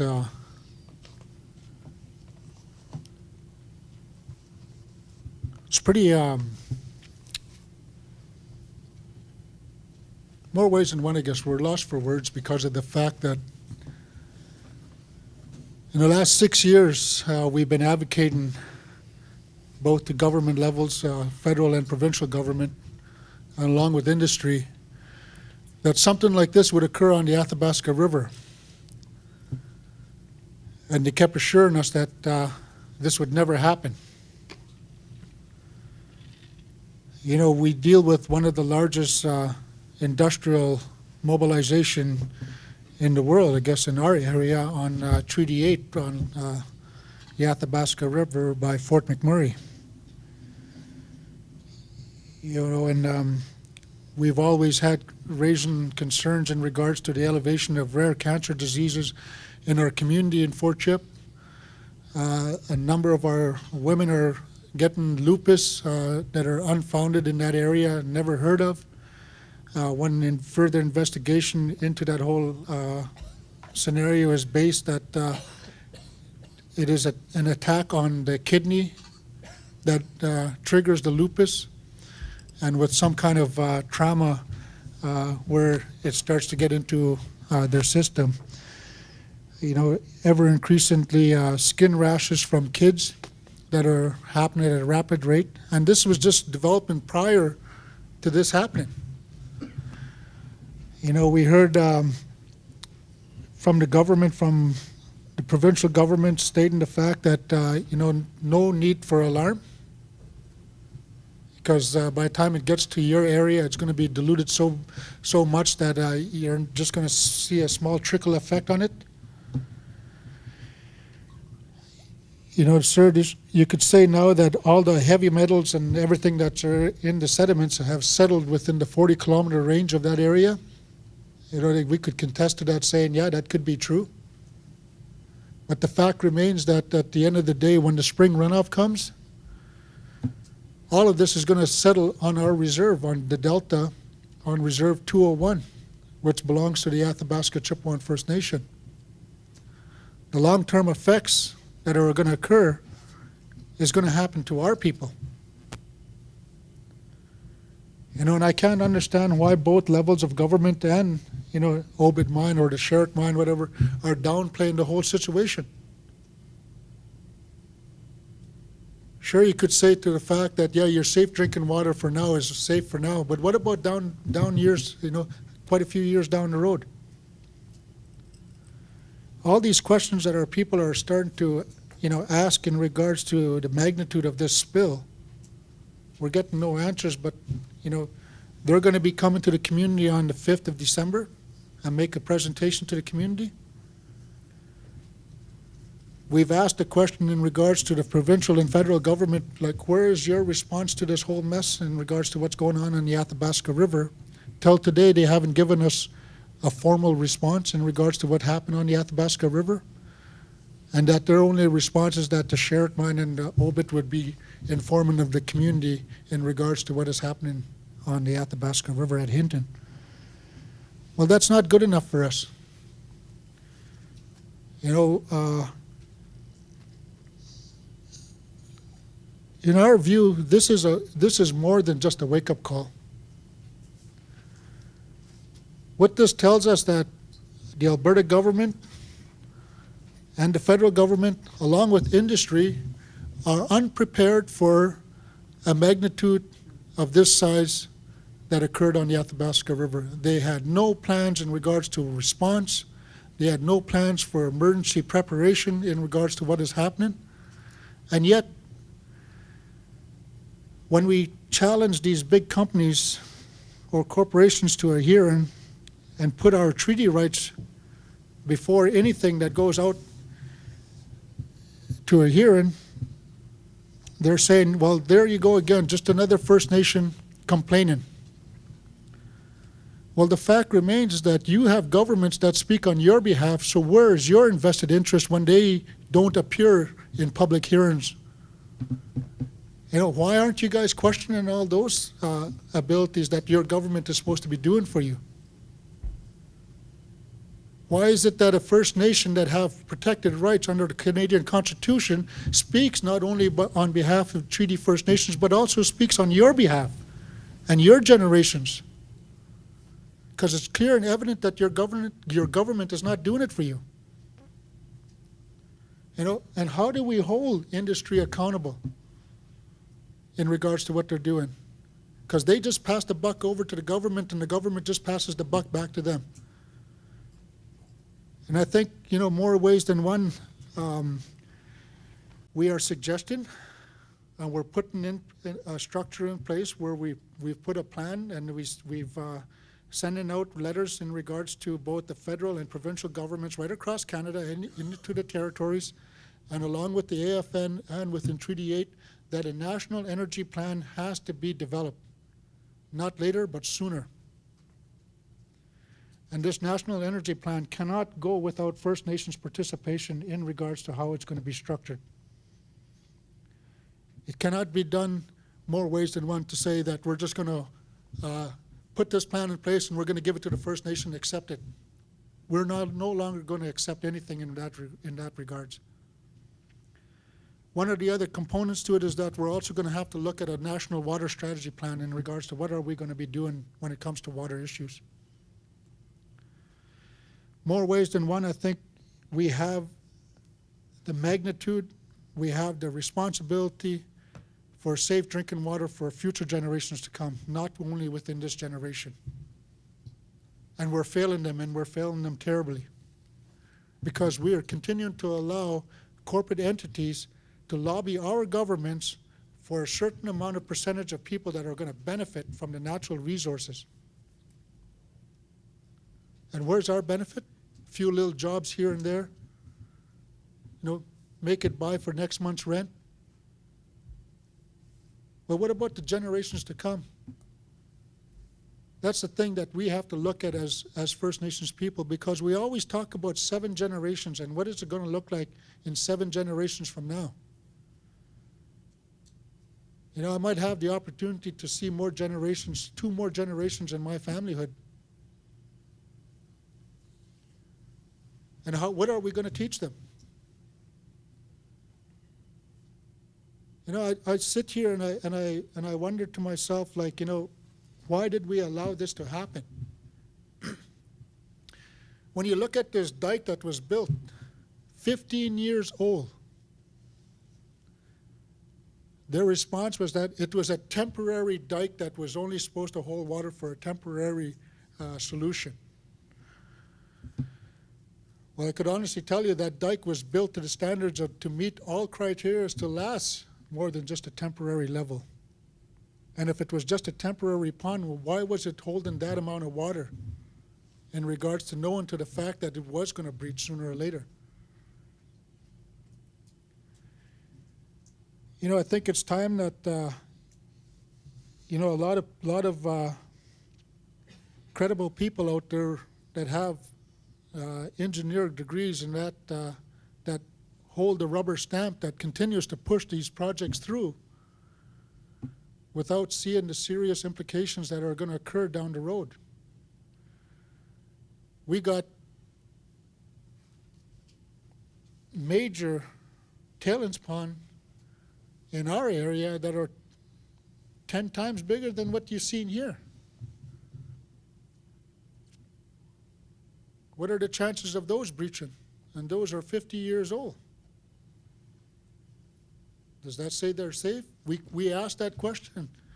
The response that we got back from the minister stating that there are 2 different criterias, 2 different levels in regards to how these dams are constructed.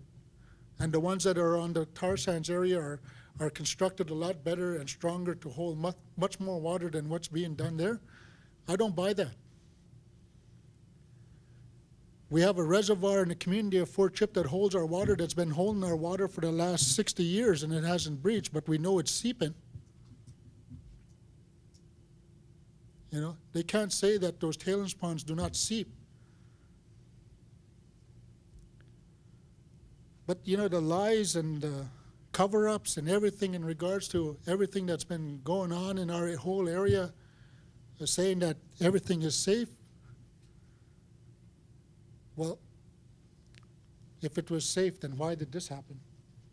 Sorry to say that it happened on your site, but regards to what,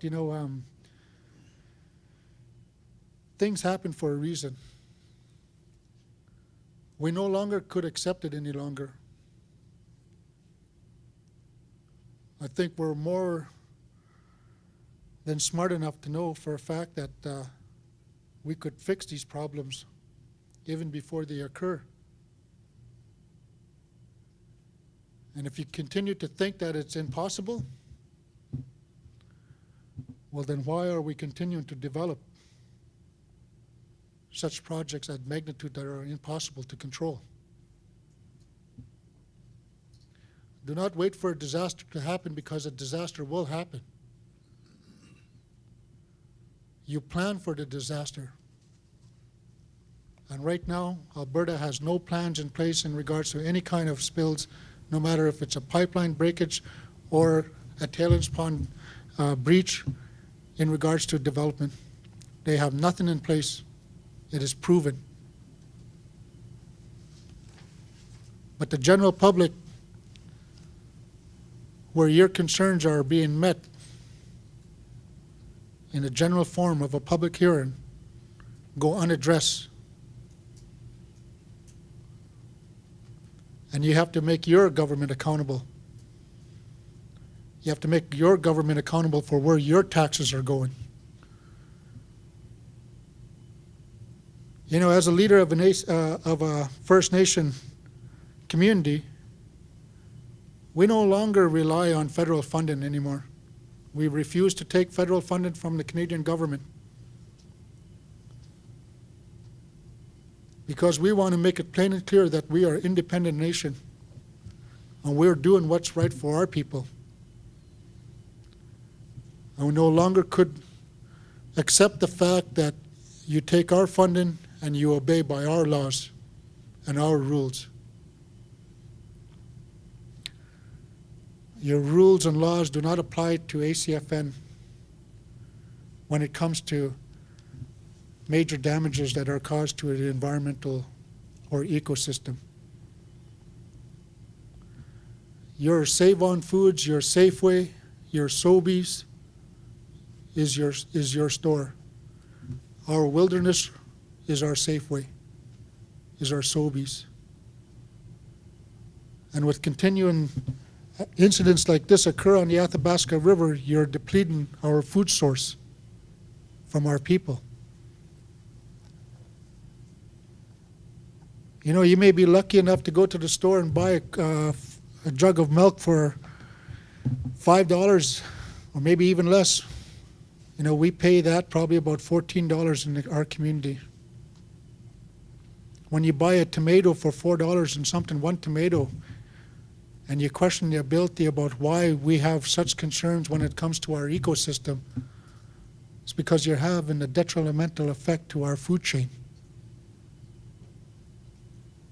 In the recent survey that was conducted in Fort Chip alone, 78% of the community members still rely heavily on our natural surroundings. So for them to say that, you know, the impacts are going to be minimal, only in the long run we will determine the true significance of the damage that's being caused here on October 31st of 2013, you know, that remains to be seen. But there is going to be detrimental effects to our area. We've already deployed our monitoring system out on the field that are continuing to monitor our water source. And we will deploy our monitoring team on the Delta this spring when the ice breaks up, and we're going to start doing vegetation sampling in regards to all the wildlife, what they consume. One question that still isn't answered today is that who's going to pay for our monitoring team?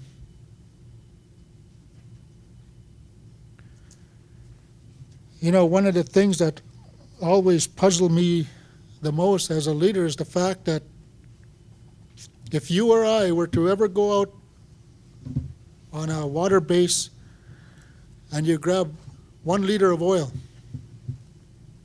and you spill it into a water body, you know you're going to pay hefty fines, possibility 10 years in jail. for doing that. With the most recent report that Dr. Timley had came out with, 9,200 spills occurred since 1996 to 2008 on the Athabasca River alone. One fine was delivered to Suncor for $1 million. All the other perpetrators unaccounted for. That can't continue to happen. Not in this day and age. You go to Norwegian over there, to the Norwegians, in regards to how they do development, industrial development. Corporate taxes are as high as 74% if you want to do major development in their country. Why is it this in Alberta is 14%? Why? Why are they continuing to get away with corporate taxes in regards to paying off some kind of disaster like this to occur?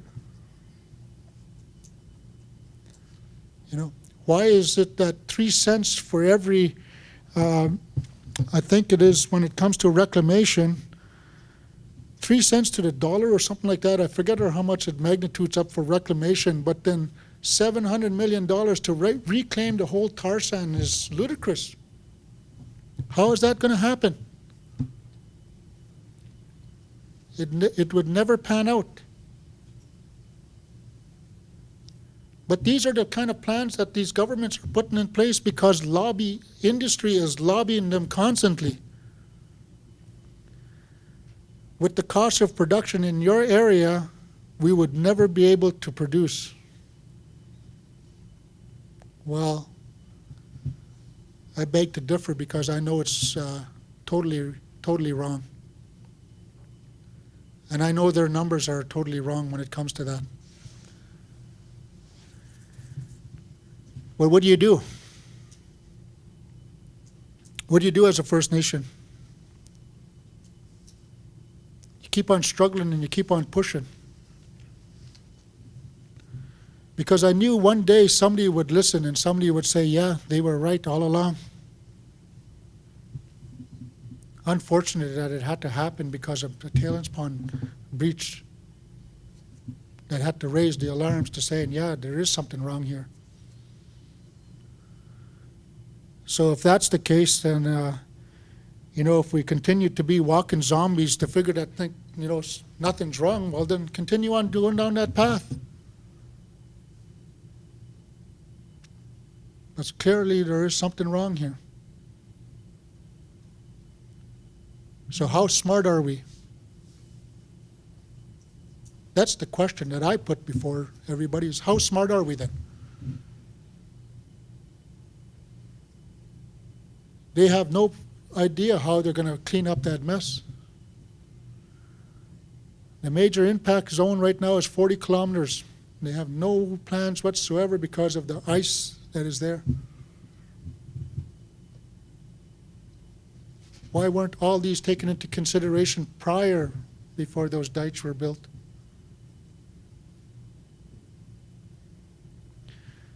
Sometimes I think to myself that,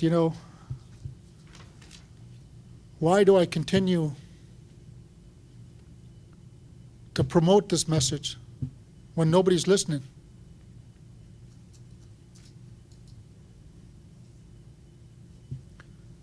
I promote these messages for my grandchildren.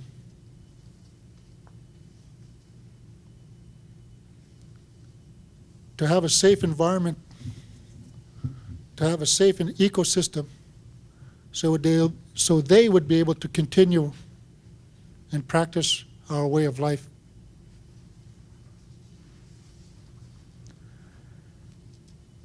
And it's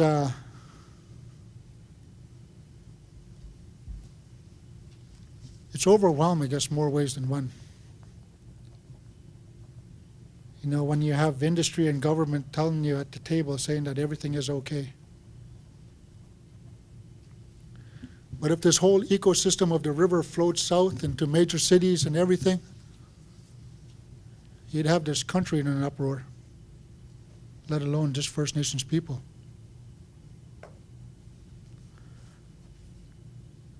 I think it's time that we make major changes to this whole structure. And I think it's time that if the government does not want to listen, I think it's time that we put a government in place that will listen, regardless of what.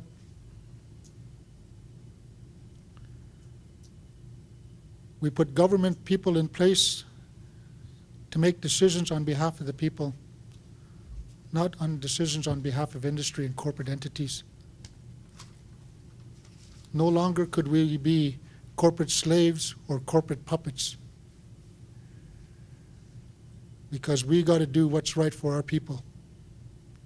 We got to do what's right for Albertans alike and Canadian citizens alike, right across this country. And the only way we could do it is that we stand up and we say enough is enough. Thank you.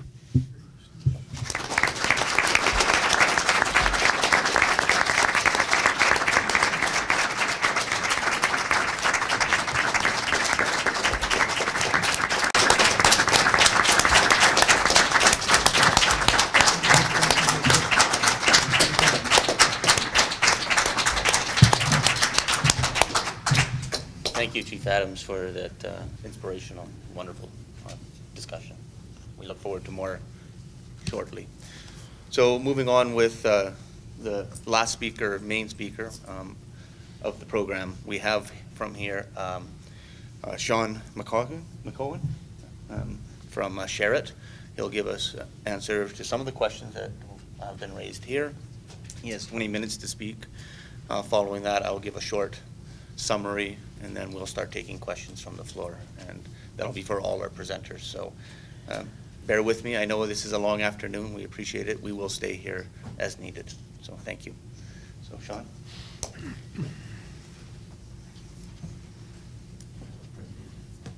Yes.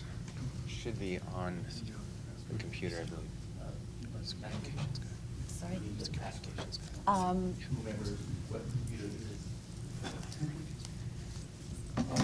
Our wonderful EdTech people. Our wonderful EdTech people.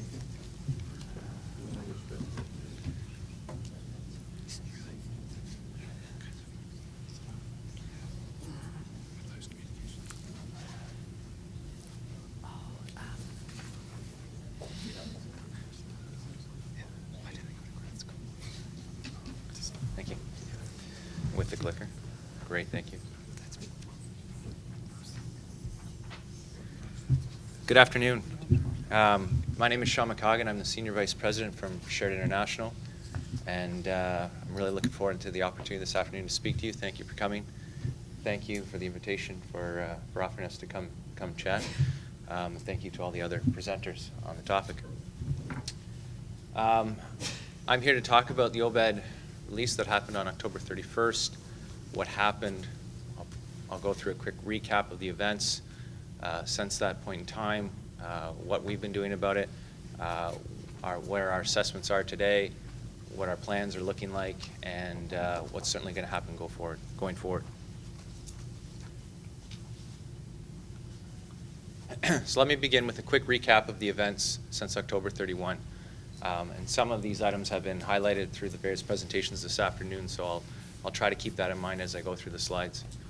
So on October 31, we had a breach in our green pit at the OBED mountain mine, where we saw approximately 670,000 cubic meters of mine process water leave the pit through the mine site, which made its way through two tributaries, the Chipewyan Creek and the Plant Creek. That mine process water made its way down through the creek system for approximately 20 kilometers, where it reached the Athabasca River. The mine process water that was contained in the containment structure is made up of clay and soil, sediment, rock, and coal fines. It reaches that containment pond by going through our wash process, which is when you take the coal out of the ground. By the very nature of it, it has dirt or sediment attached to it. It's washed in the plant, and that stream of clay, silt, rock, and fine coal particulates is then transferred back to the containment pond with the water.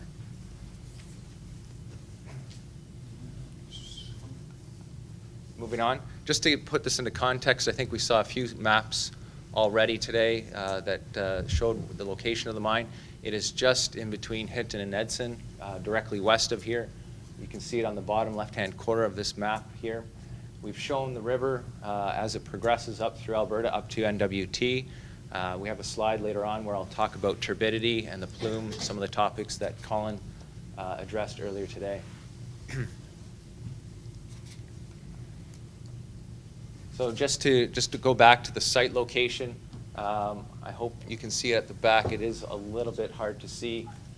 This is a satellite aerial view of the site. Down here, we have the containment pond.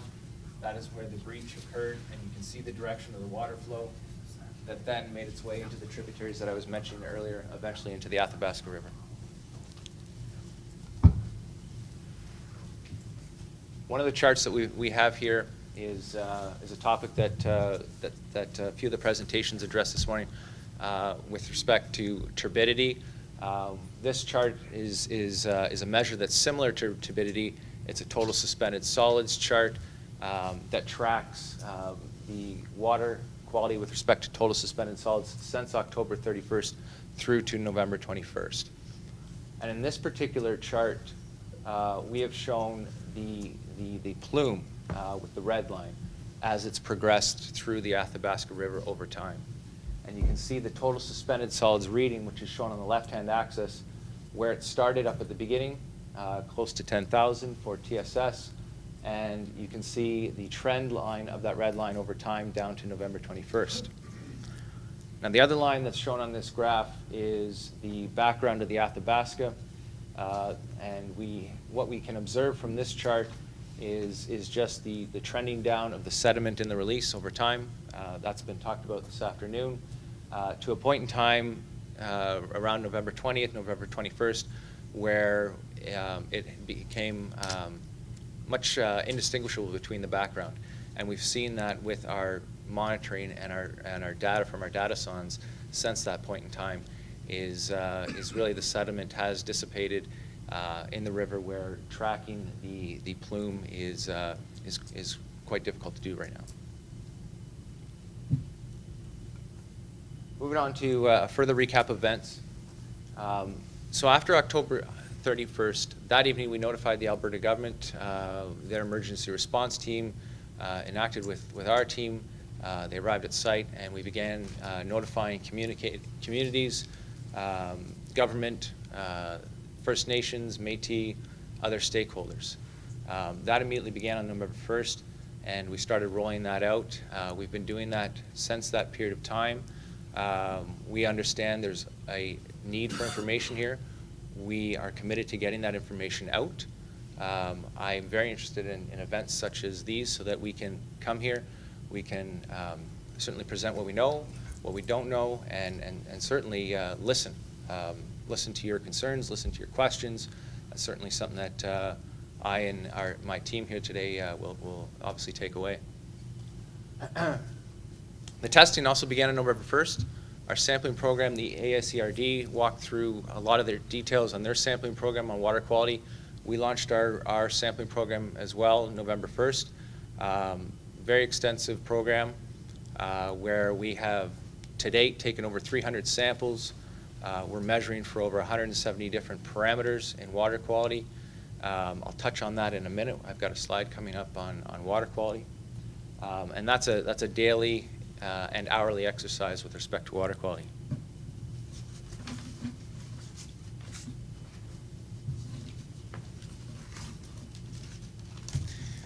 Moving on, I have a note here about the processed water plume dissipating along the Athabasca.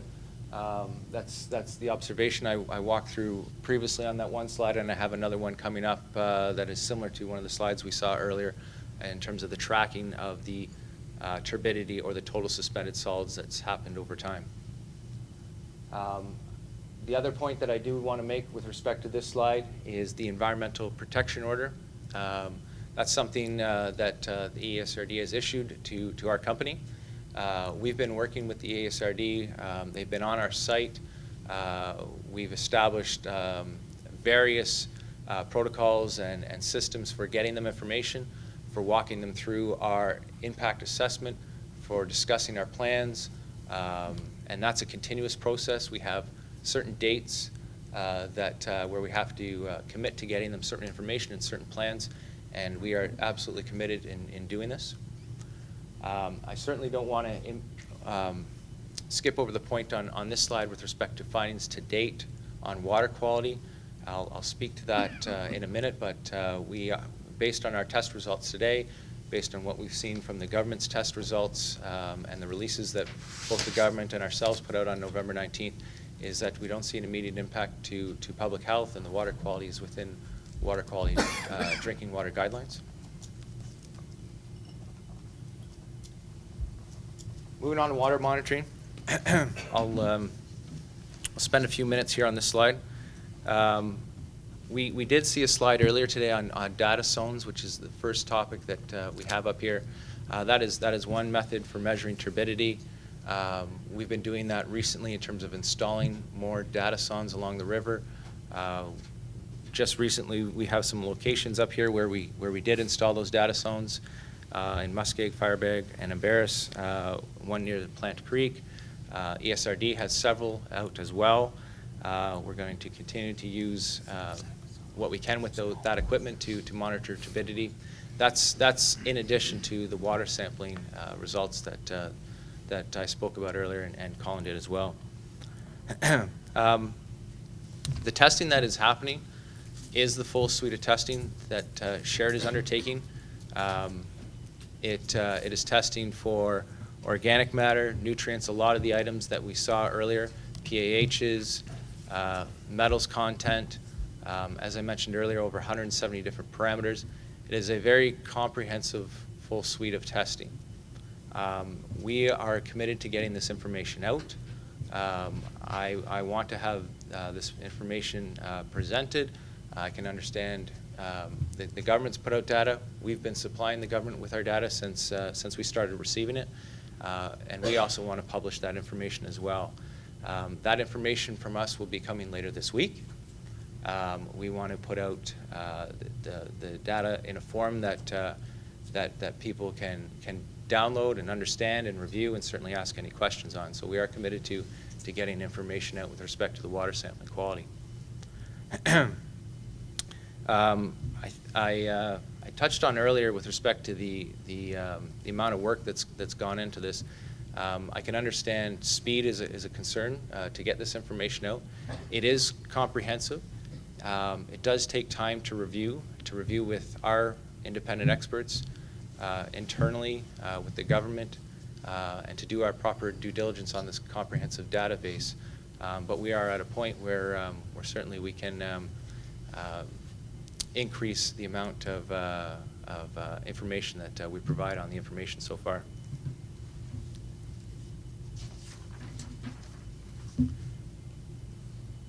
The next slide that I have in the presentation speaks to the turbidity.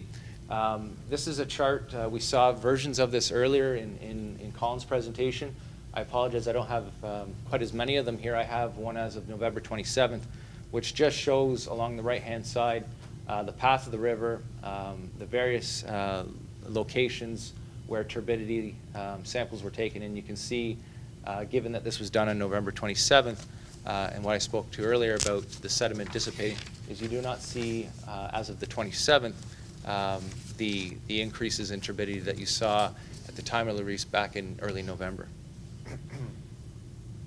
At about the time where the water moved through Fort Makere, that's an example of where we did not see much movement in turbidity regions in the river. So current status, let me talk about a few other things in addition to the water sampling program. I'd like to talk about some of the impact assessments that are underway and have been underway since day one, the remediation plans and the remediation activities that are ongoing at site. What our company did when this incident happened was we immediately engaged experts to help us begin our assessment of the impacts. Those experts are individuals that are helping us identify impacts to fish habitat. We heard about that earlier. They're experts that are helping us identify impacts to terrestrial, soils and wildlife impacts as well. And obviously the water discussion that I was just running through, we have a team of water quality experts that are working with us on this to go through the impacts and develop the appropriate plans going forward. Some activities are already underway. Our short-term activities are in train right now. We have had crews. We've had over 200 people at site within the first week that we brought on board to help us quickly identify the impacts in the environment. Those crews today are working on things like collecting sediment. I have a slide coming up that I'll walk through a few pictures. We are putting structures along the creek that are helping us collect sediment, things as straw. That's a very simple example of something that's being done. It is true that the creeks are freezing up. We've seen that since early November. That is impacting our ability to continue our assessment on things like fish habitat. That's going to continue through into the spring and into the long term, as noted earlier, in terms of the amount of detailed information we need to collect and understand with respect to the impacts here. So you will see activities now, but you will see activities into the spring and longer term from us. The turbidity readings and other sampling will continue going forward. We are putting our plans together with respect to what we can do during the winter and through into the spring season. I've mentioned how we're tracking it right now with the data sondes. And lastly, I do want to communicate that we are still reaching out. It's an important part of this process for us. As an example, we've reached out to over 50 First Nations and Métis groups since November 1st. We want to meet with those communities to make sure this information is getting out there. We're using a variety of mediums. One is a website, www.obed.ca, where we put frequent updates. We've been tracking our sample results, the plume results on that website. We've got a 1-800 number.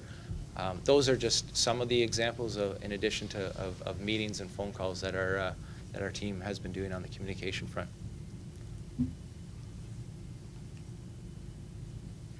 This is just a couple pictures with respect to our remediation activities.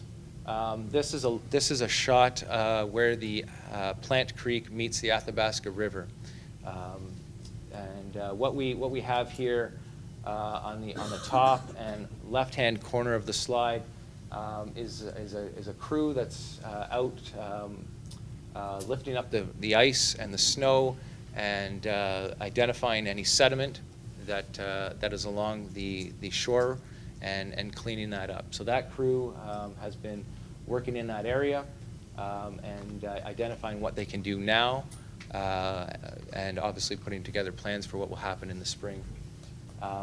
The picture on the right-hand corner is a picture of the straw bales that I was speaking to earlier that's being used along the creeks to help settle out sediment and gather sediment. And those little stakes along the hay bales, I understand, are mark them during the snowfall as snow accumulates. Some additional information. We have an investigation underway with respect to what happened at site.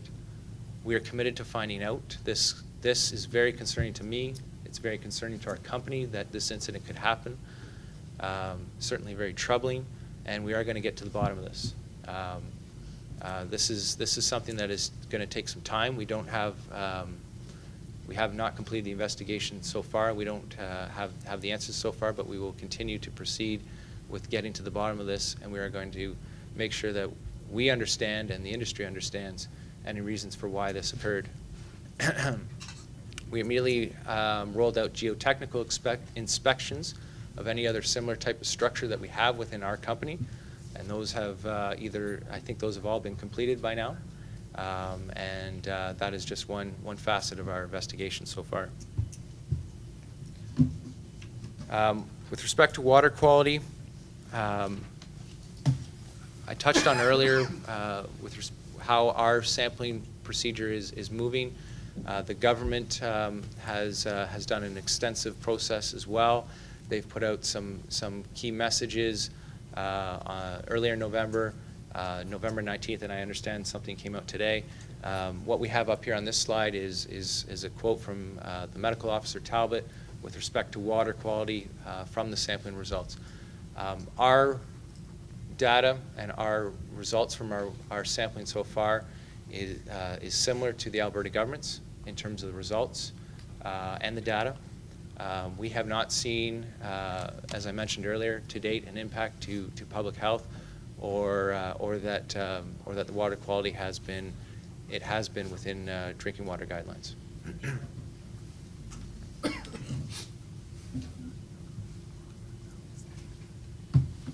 Moving on, let me talk about next steps. Our sampling will continue of water. Our plans on remediation are continuing.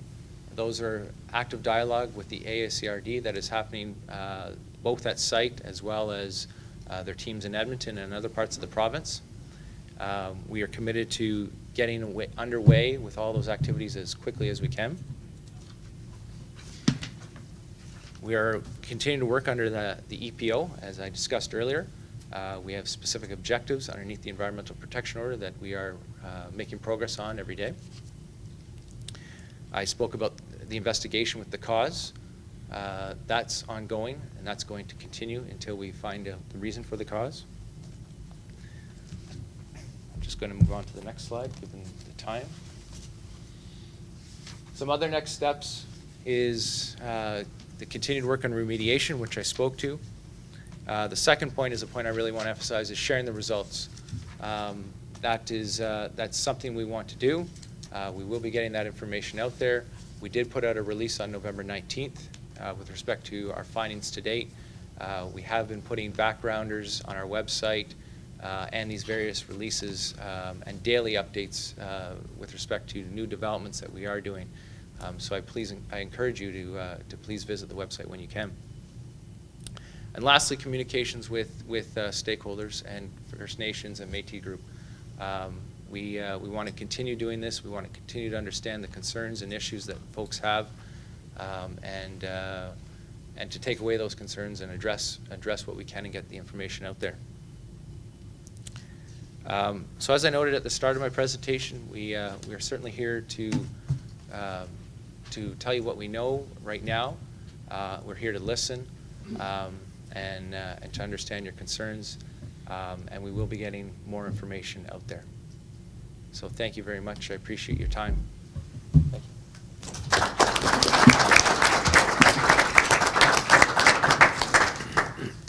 Thank you very much.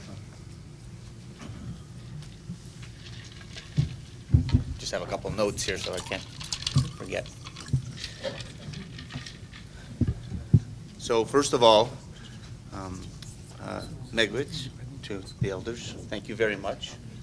The three chiefs for coming and speaking to us. We appreciate the time and effort, and thank you very much for initiating this discussion. It's absolutely essential. I'd also like to thank Sherrit for showing resolve and coming and giving us information that is very much appreciated. It's something that absolutely has to happen. Same with Alberta Environment, Sustainable Resource Development. Thank you very much for sharing your information. And to the other speakers, Mark Posch and Bill Donahue as well. And also thank you for putting up with a fairly long series of presentations. I think we all have a care and concern for the environment. What we have here, to use a quote, is a failure to communicate. At the heart of the matter, what we're coming down to is a failure to communicate well.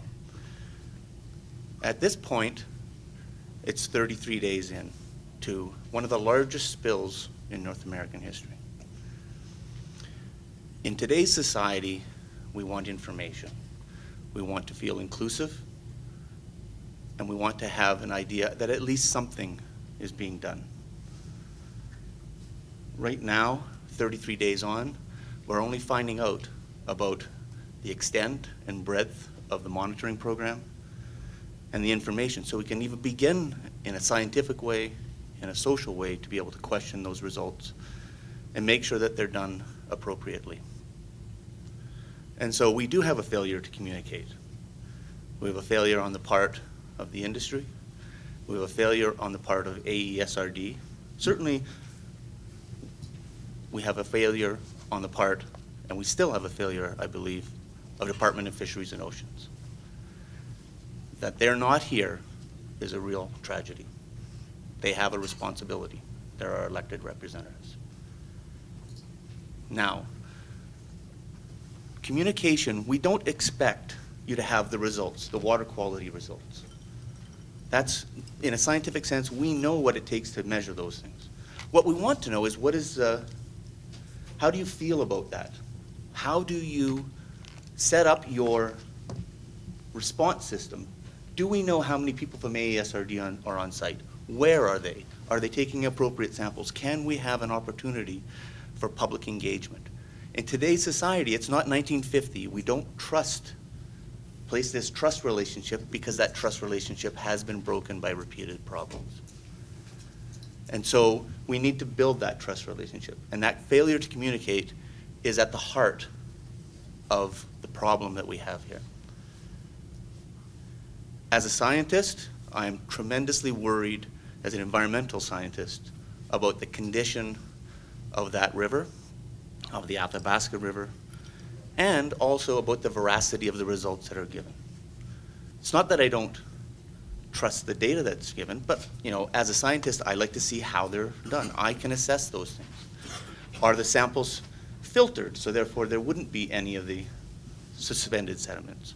Are the polymers that are present cationic polymers or anionic polymers? This makes a big difference to the toxicity, and measuring acrylamide does nothing for that. As a scientist, I have very particular concerns.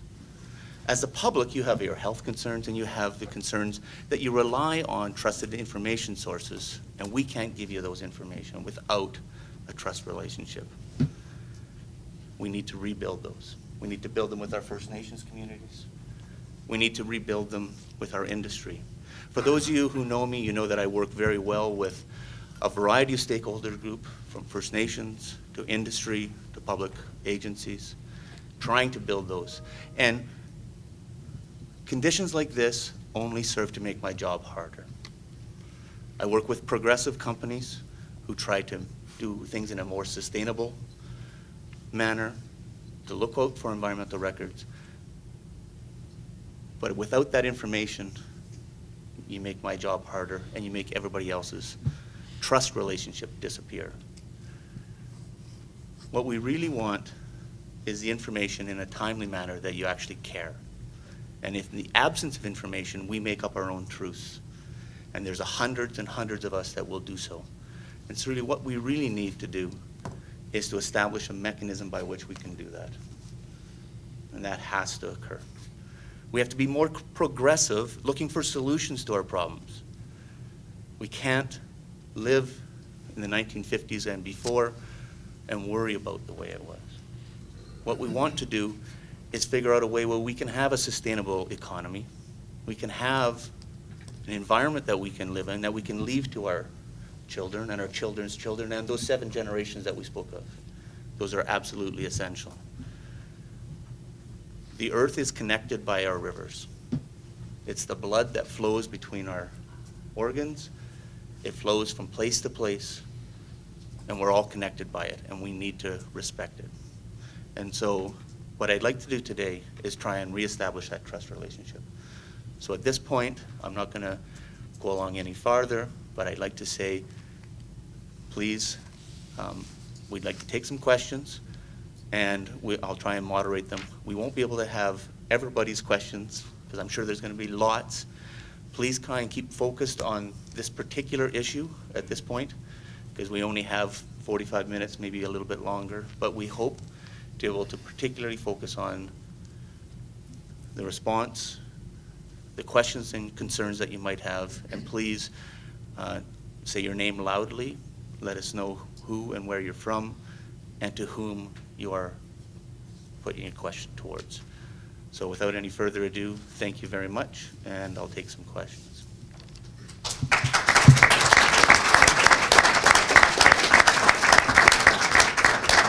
So first up, I'm sorry. Yeah.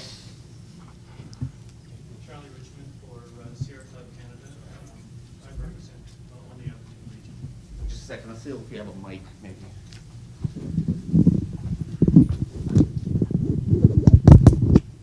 Yep, that works.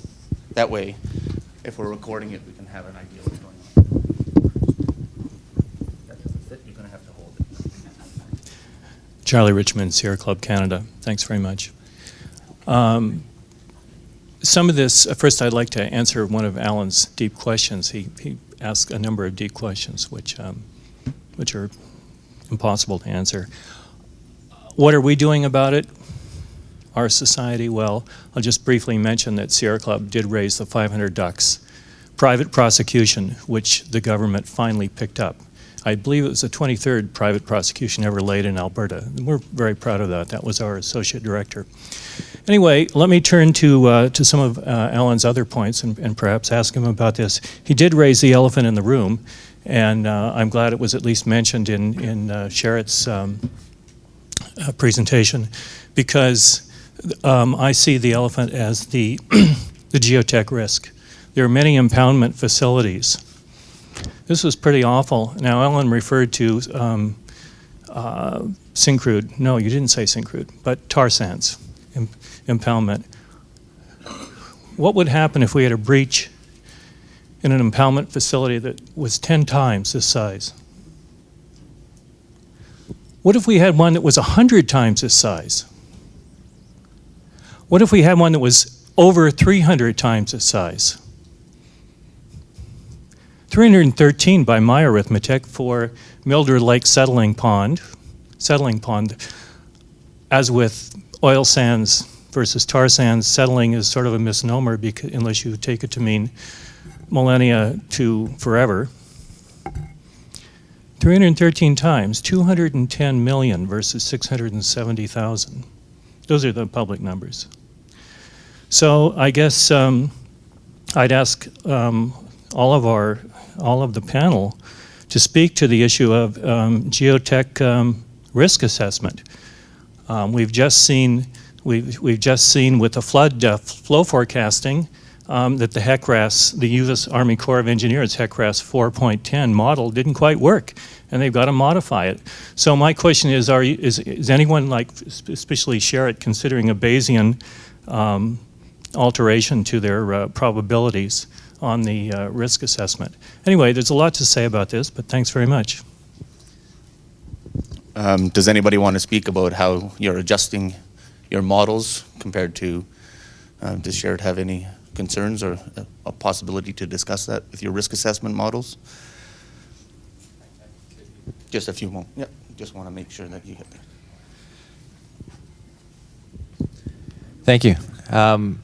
Thanks for the question. With respect to the question about geotech inspections and what may or may not change coming out of this, what I can speak to right now is that we have launched our geotechnical inspections that I mentioned earlier on not only on this pond as part of the investigation, but any other containment structures that we do have. We're going to get information out of that. We are already getting information. Right now, it is too early to tell with respect to any revision on engineering. But certainly, we are that is part of our investigation in terms of how these are built and the engineering that goes into it. So we will be looking into things like that.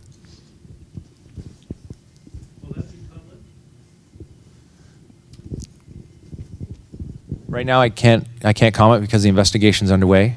It's too early to tell at this point.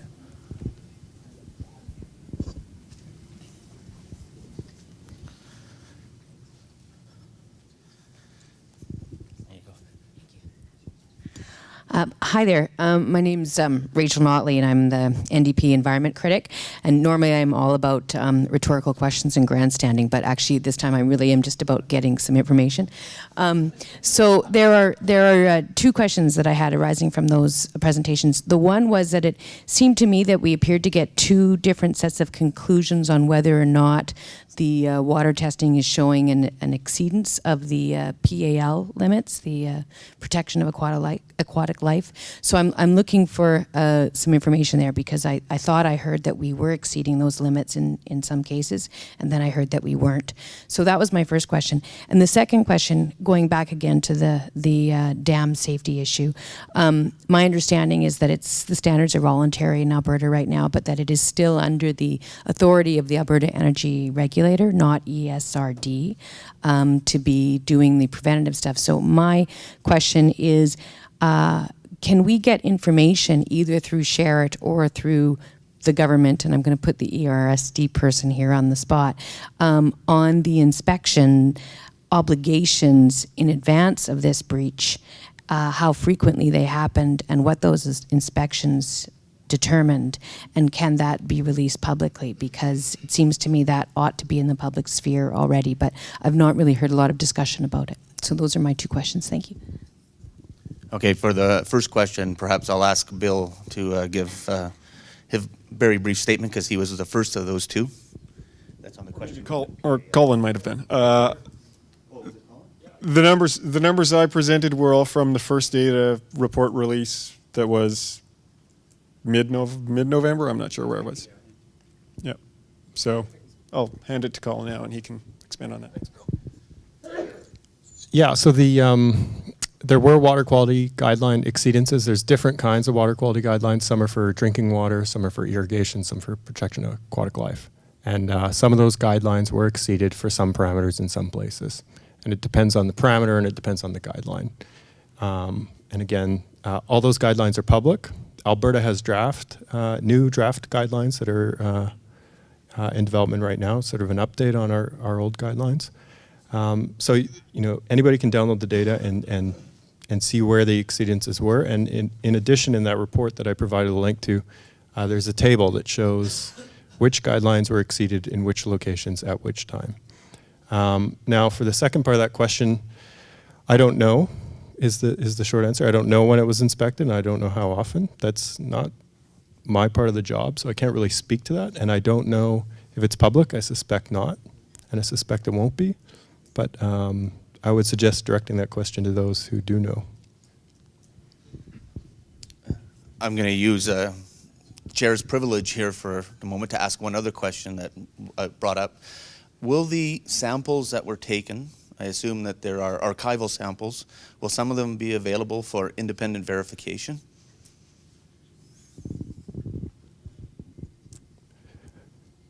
That's a good question.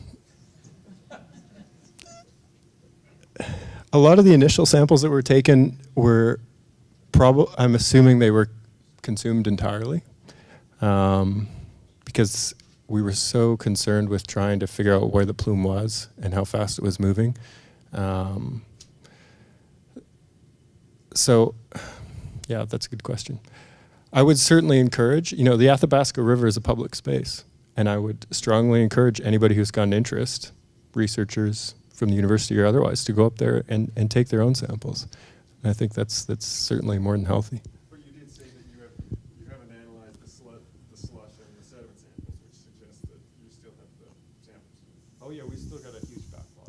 Yeah, there's still a number of samples available. I mean, just, I know there's a number of people who are good analytical chemists here, and as we know, when we measure samples, how you measure it sometimes determines a lot about what you find. There's a lot of different treatment regimes that are part of that, and we would certainly like to have an analysis or look at how that gets done, just for our own verification, as what the university is primary arbiters of making sure that the data is truthed properly, and we can do that, but we really not have to have access about how those get done. Is there public pay for those data? Yeah. So I should clarify that the data that I presented on is all ESRD data. It's data that the samples were collected by ESRD staff, so folks that work for Alberta Environment, Sustainable Resource Development, and the data belongs to ESRD. So I didn't present any of the data that belongs to Sherrit. Sean spoke about the companies been collecting their own samples and collecting their own data. None of what I showed was from the companies.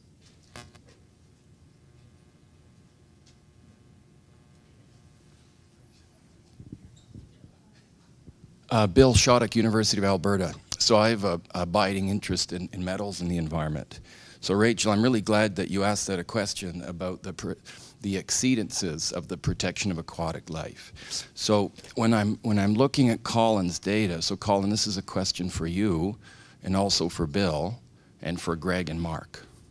Okay, it's gonna require, I think, your combined brain power. So my problem is I know the heavy metal concentrations are quite high in some cases. You showed the lead as an example.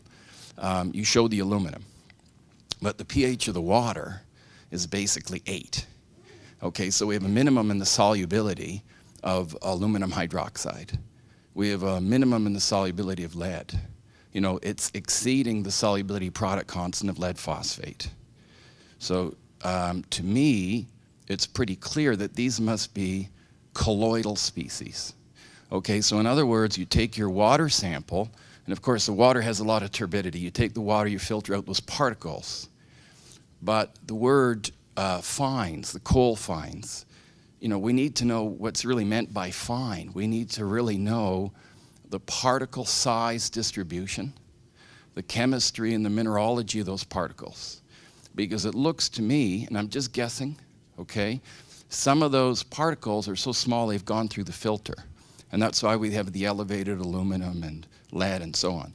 So it's a question for Colin and Bill. You guys know the question I'm talking about. And then the question is for Mark and Greg. What is the significance of that? So my understanding is the guidelines for the protection of aquatic life, they're based on dissolved species. But in this case, we've got a lot of really small particles. So if maybe Mark and Greg, you could address that. What is the significance then for the biology? I've asked you a simple question. Yeah, it's not so simple a question. So I'll speak first, and then my expertise is actually in metals toxicity and a variety of other things: nanoparticles, particle-based materials toxicity, toxicity of organic constituents on fishes. That's my primary expertise. And so it's a very complex solution. It's not as simple as just looking at colloids versus it's bioavailable, what's in the because it can also attach to food sources. You get body burden. There are lots of other ways that you can have ingestion. It's not simply a mechanism. So the regulations are based on total available metals because there is a lot of ways that you can get them into the animal. And so, yes, there are issues and some very fine complexities associated with toxicology, but those guidelines are set to be protective for the aquatic species for most of the metals. Now, some of them have very poor data or incomplete data, as I might say, for many of the metals.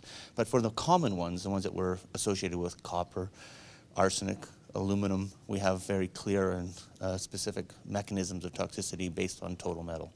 So it depends on the organism, it depends on a lot of our receptors, but those are guidelines. And when you have exceedances in terms of especially large exceedances, then we certainly would expect an impact on the animals in that environment. Thanks for your question, Bill. I'm going to maybe handle the biological side if I could. Sediment in water, by definition, is a deleterious substance, which is regulated by the Fisheries Act. So having sediment without just looking at the ecotoxicology is a deleterious substance. From a biological perspective, spawning will certainly be impacted. Many of these species require clean, pristine, larger substrate sizes, the effects of which I can't begin to speculate as far as longevity. But given the life history of many of these species that I'm concerned about, certainly could last years until that sedimentation is removed and you start seeing that clean substrate again. So there's likely a legacy effect when we're talking about species that are at risk or sensitive. Then it becomes quite troublesome because we're talking about cumulative impacts, and any cumulative impact on those sensitive life stages, those early life stages, are very troubling for species that are already under the gun, so to speak. Yeah, I think you raised a really good point, Bill. And I would say not only is the particle size distribution important, but also the chemical species of those metals. And I'm thinking here of mercury. you put even a tiny amount of mercury into a system, but then that's available for methylation, and then that can bioaccumulate up to a millionfold even. So it doesn't take a lot in the case of some elements of concern like mercury, like selenium, to really have a large impact. And so I think, that's $1 million question. And what the final impact of that is we're not going to know for a while. And it's going to require a long-term monitoring program. So there's some questions at the back. Oh, just a second. I'll get to the back. Yes, protection of aquatic life, water quality guidelines are based on dissolved. And as a result, problems arise, like Bill said. There are techniques for actually assessing toxicity of sediments. The US EPA has a couple of different techniques, one for mixtures of things like polyaromatic hydrocarbons and one for mixtures of a certain number of metals. And of course, sediment toxicity, if you think of sediment, it's really just sort of particles surrounded by water. The toxicity of sediments corresponds very strongly with the toxicity of that interstitial water. And then the chemistry of the sediments and the water will determine what form and how much of those metals are kind of disassociating from the particles and available in the water to affect either invertebrates that are digging around in there or feeding on it or whatever. So, but there are a couple of techniques, and this kind of, actually I'd mentioned this to Greg just before Bill asked that question. There are these US EPA-based sediment mixture toxicity measures that you can make, and they don't actually expose things to them. They've done all the background. You basically do chemical analyses on the sediments, assuming you're measuring things like hardness, acid volatile, sulfides, that sort of thing, because they can also affect whether metals are toxic or not. And then you basically create an index for sediment toxicity, and if it exceeds a certain amount, then toxicity is likely, and if not, then not. But of course, you need to get the sediments and do the analyses necessary to actually come up with those numbers, which is another example of tests that perhaps should be done also. I think there's some people at the back, if that's okay. If people have been waiting at the back. I'm going to just...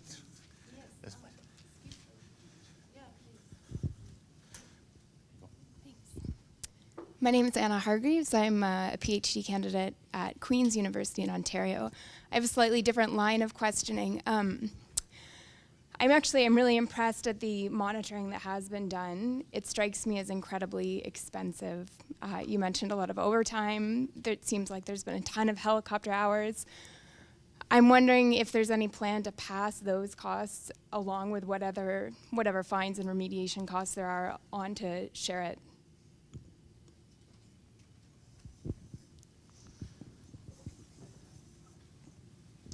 That's your job. You're on the hot seat. Yeah, great question. So there's, I'm going to say this a few times today. I don't know what the mechanisms are for getting ESRD's expenses reimbursed with respect to the monitoring that's been completed to date. But the environmental protection order that was issued on November 19th required a short-term and a long-term monitoring program. So the protection order that was issued had a number of clauses that said, we want you to submit this, this, this, and this. Two of those were the monitoring program, short and long-term. And those plans are submitted to us, and then we review those plans and provide feedback as to whether we think the plans are sufficient or not. If they're not, then the plans get adjusted according to that feedback. So any monitoring that's a part of that plan going forward will be paid for by Sherrit. That's my understanding. But again, I don't know about the monitoring that's been done already. I would assume so, but I could be wrong. I don't know. Thank you. Thank you very much there, Mr. Chair. I'll be very brief. I've sat here and listened. I really appreciate your comments, and certainly I appreciate the information that's been provided. It appears to be information that we really have to comprehend and look at. I just want to comment real quick because, I would suggest, and this is my recommendation to the group, is the Assembly of First Nations should be apprised on all results because this is national in scope. and a joint monitoring system should be in place. You do have these monitoring systems you got in place, but who's monitoring the results? I'd like to see the results. It doesn't, and also in our culture, our elders should be there alongside every one of you doing the monitoring and the results, including our technicians. And you know, this began in our traditional area of Alexis, but it's shared with Treaty 6 and 8. My position is the AFN should be apprised of the results because this is national in scope. You are going beyond boundaries of not just provincial territories, but this is navigable waters. And Bill C-45 was amended, and I want to see how these results affect Bill C-45 post and pre. Thank you, Mr. Chair. Thank you very much for those comments. Absolutely, I echo them wholeheartedly. So we have one other question in the back.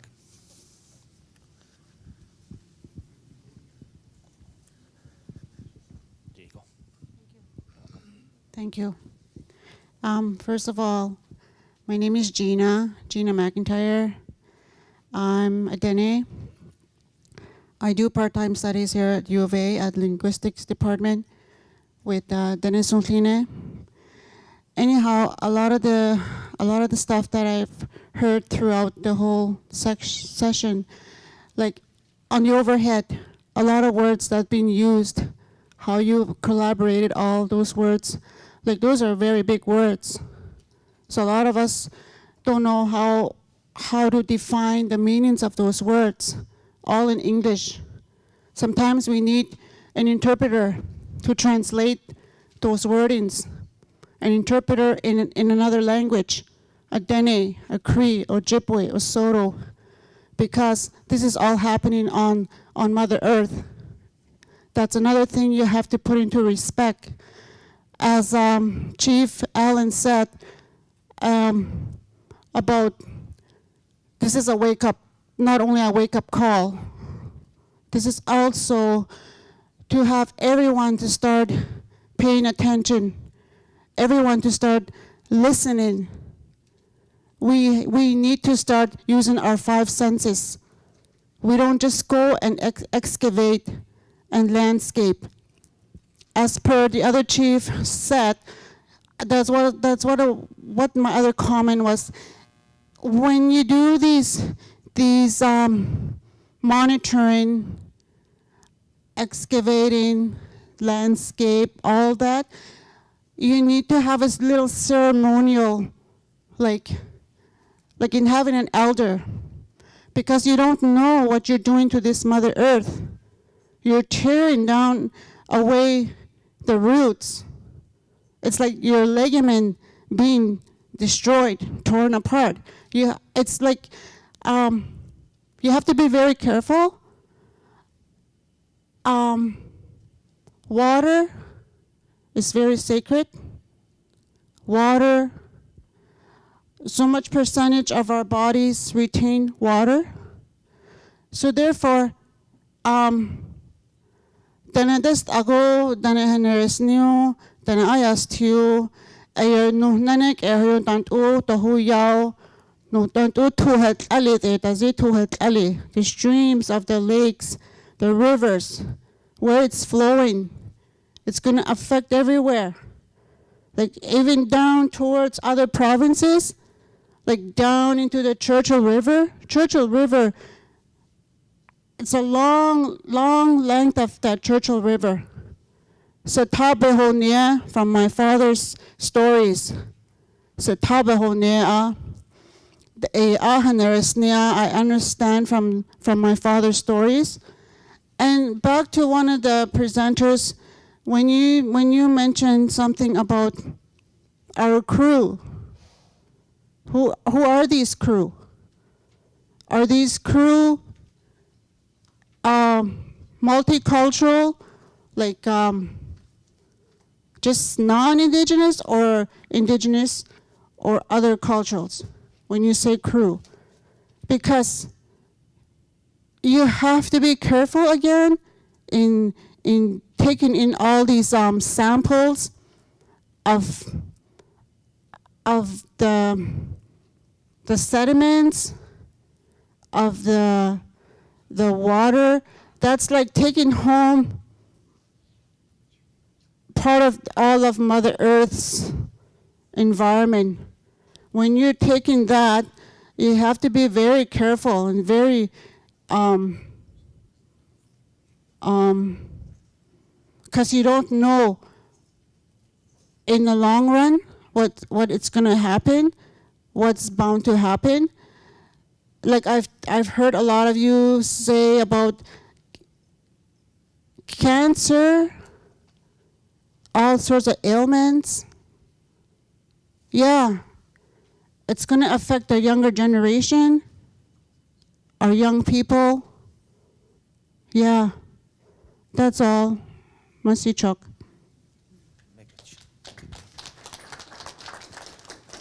Okay, thank you. Hi, my name is Mary Lou Nielsen, and I am a Métis and a private citizen, but very concerned. What I'd like to know is from one of the Native men. I'm sorry, my memory isn't very good. I would like to know how to get copies of the treaties.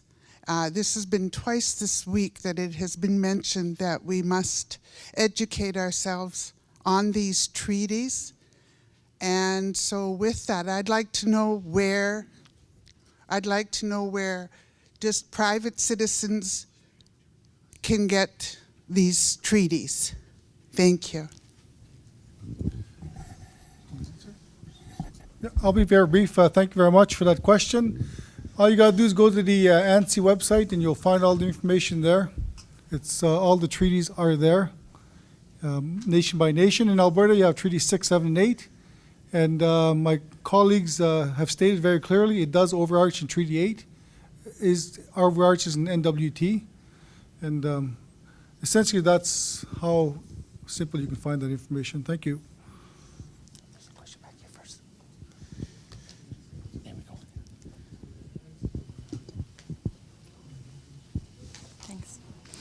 Hello, my name is Sophia Hamlin. I'm a second-year university student and a Treaty 8 member.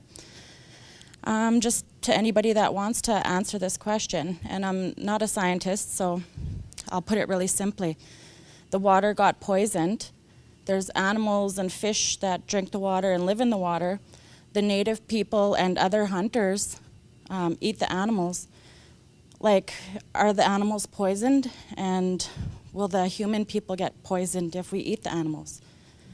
Like the chief said, like 78% of his members, live traditional and eat like the wildlife, moose, deer, and fish. So will they get sick?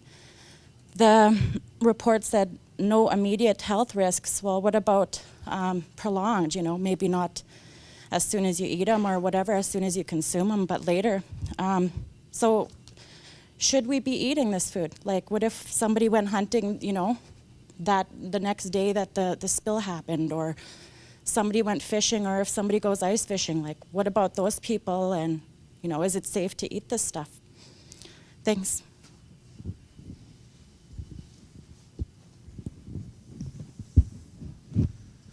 Maybe I'll grab this one. Thank you for your question. Actually, I had a very similar question. I echo your concerns, and I think one of the travesties is that we don't have a representative here from Fisheries and Oceans Canada to be able to answer your question. I'm concerned as well as how many fish have died. I haven't seen any numbers. Perhaps government or Sherrit could share what they've collected to date, but we haven't seen that. And I think one of the important consequences of this bill should be that we research those questions that you have. What is the toxicity in fish? I think it's a very important question, and unfortunately the way that the research world works is that these things don't come without funding. And I think it's important that we make a commitment to fund that type of research so we do have answers to your questions. Yeah, I would just echo Mark's comments. I think this is a really important research question, and I think one that deserves a lot more scrutiny. So just on an aside, there are guidelines already in place for certain lakes in Alberta already for mercury advisories, especially for pregnant women. So I urge you to go to the Alberta Environment site to check out those specifically if you are of concern. Those are monitored regularly, that I know. With regards to the impact or the potential impact of this spill, we know that mercury, for example, is a bioaccumulatory metal, and so we might not see the impact at this point because that's not the mechanism by which it gets into the food chain. It'll take a while, but once it's there, it's there. And so we do have to have an idea of how this might impact those particular species. We do have long-term data sets from many places in Alberta. I would imagine that we also have those long-term data sets for the Athabasca River, and therefore we should be able to monitor it at least, and at least give you information with regard to mercury, for example. So practically, like I was saying, like what if somebody shot a moose the day after the spill happened? Like, you know, should these people, like the First Nation, should we be told not to eat these foods until you guys get the answers to this? Or, you know, like, and then who's going to compensate 78% of his people that rely on them? I can't answer that directly, but I would imagine that the nature of bioaccumulation or even just accumulation themselves in any terrestrial animal is not likely to be directly impacted at this point. That's professional regulation about how, because it's not an aerial, it's not a direct exposure. If they were drinking out of the water directly and they shot them in that creek, then I would certainly be worried about it, but other than that, I wouldn't be directly worried.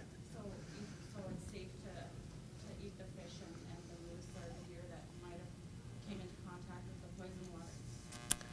I can't give you a 100% answer because that's the way science is, because we don't have the samples. But I certainly wouldn't put it as the top level of your concerns at this point.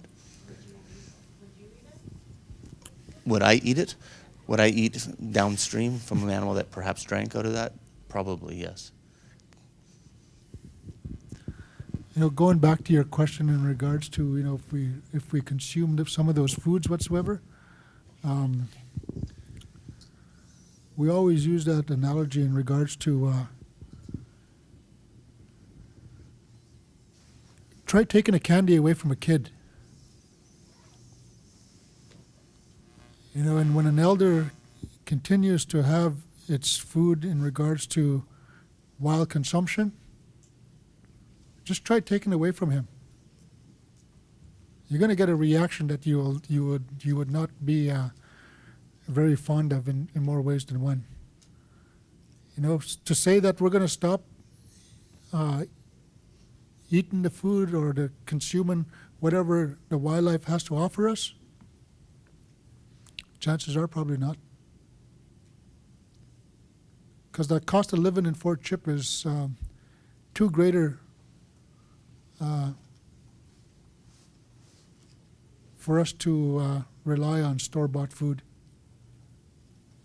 I could honestly say that, you know, a pound of hamburger, regardless of what, it's not even a pound.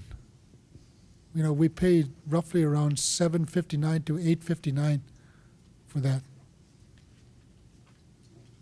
So, and that's not even lean.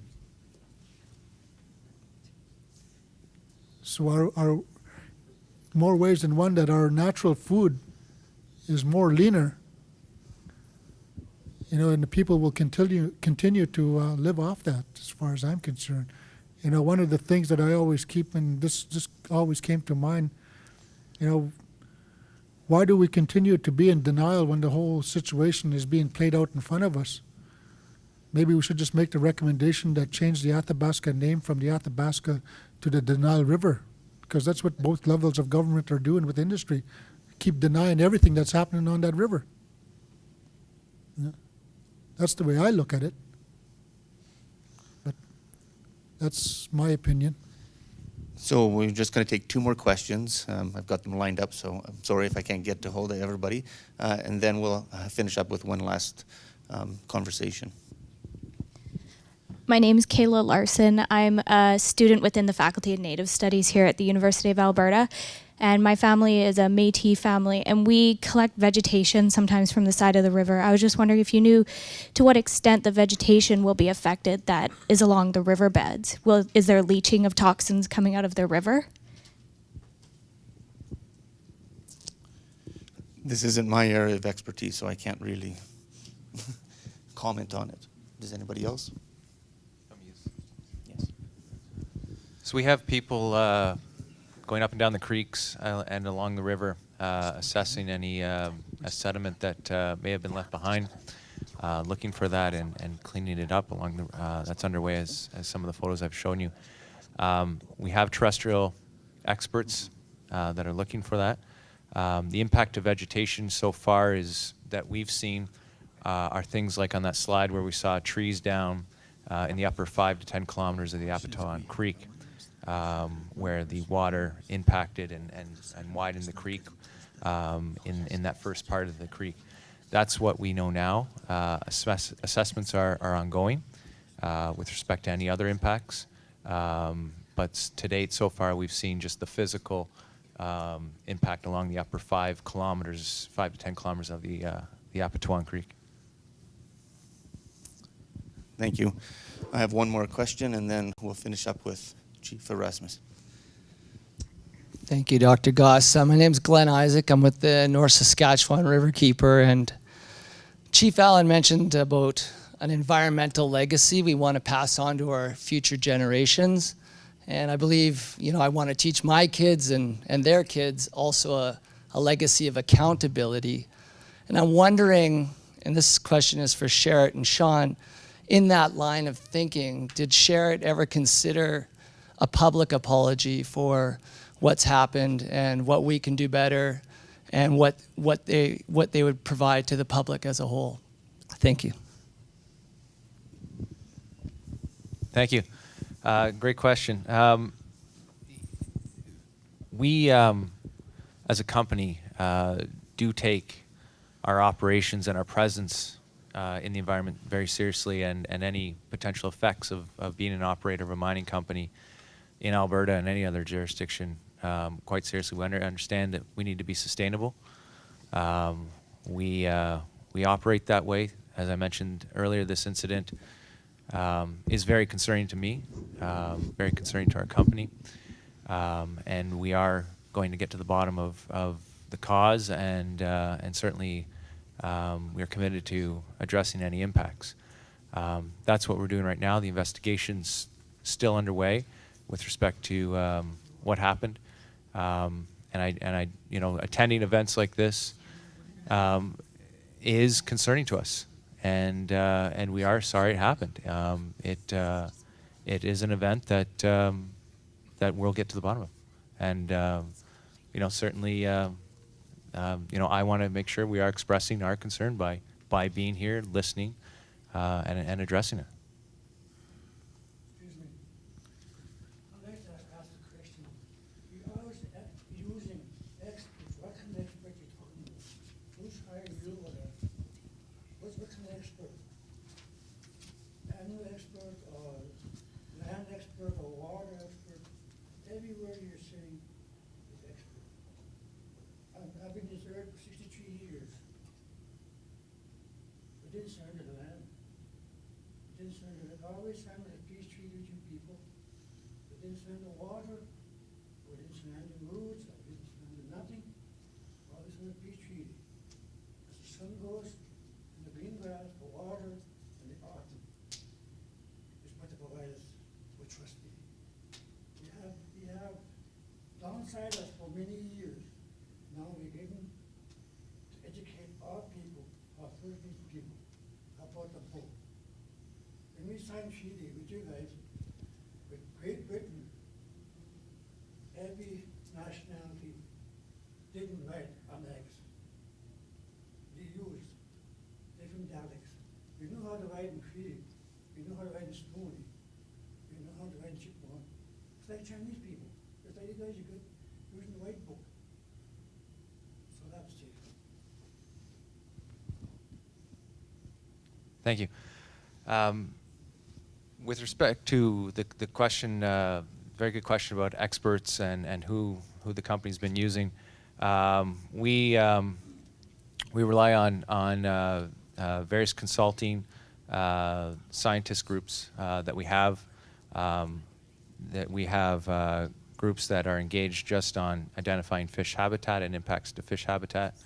We've got other groups that are working on the river and the hydrology of the river and determining how the sediment might settle out. We have terrestrial experts that are looking at soil. I have a colleague here with me that can better describe their background and where they are from. Certainly can provide all that information to you following up to this.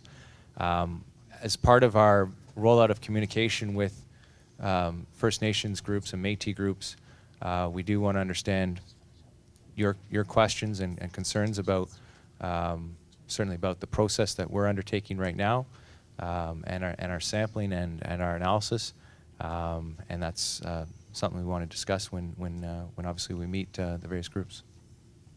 Okay, thank you very much. The time is getting late. I know everybody, we've had a tremendous amount of information. I would like to thank everybody for attending. Obviously, information is the start of our trust relationship, that you have to start to build that. I thank particularly Chief Erasmus for initiating this. There was a wonderful start to these up in the Northwest Territories in Yellowknife last week.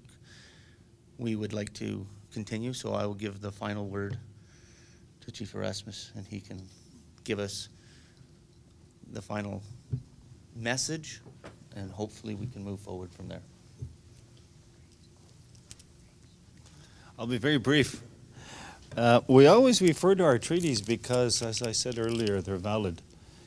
Dr. Alfonso Martinez with the United Nations did a report some of you may be familiar with. And in his report, he said, a treaty is a treaty, meaning whether they're Indian treaties, and we use the word Indian, it's not a bad word. Indian is a legal term. And if you look at the law, our treaties say Indians, the court cases say Indians, the legislation says Indians. When you talk about money allocated, it's to Indians. So when the budget comes up, there's guaranteed money to Indians because of these treaties. So they're very important. I'm just going to read this to you, give you something to think about.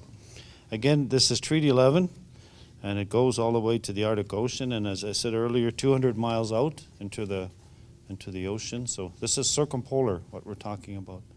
If these contaminants reach the Arctic Ocean, then it goes to Prudhoe Bay, which is the United States. It goes to Finland. It goes to, let's see if I can remember them all. United States, Canada has some, everyone's got a little bit of authority. Finland, Norway. Who else? I'm getting a mental block. There's 8 of them. Russia, Denmark, Iceland, Sweden, and Greenland is part of Denmark. Anyway, there's 8 circumpolar countries, so this is global. And so whatever happens here in the south affects everyone else out there. It says, and this was October 12th, 1921, report of the Commissioner for Treaty Number 11. And this was passed as part of an order in council when the treaty was ratified. And what it says, see, they had to convince us to enter into treaty. So just imagine it. There was 5 people representing the Crown. There was an RCMP, there was a bishop, there was a doctor, there was an interpreter, and there was a commissioner. 5 people, and there were thousands of us. Because everywhere they came to, we already knew. We were given notice that they were coming. So we knew well in advance they were coming. And people like myself, my grandfather, for example, is originally from this area. So they knew what happened at Treaty Time year. His father was a translator for Treaty 6. and they moved north. So they told people what it was like. We knew what was going on in the south. And all the way down the Mackenzie River, they came to see what happened in other areas because we were all connected to one another and we had a whole system in place to communicate. And that included smoke signals.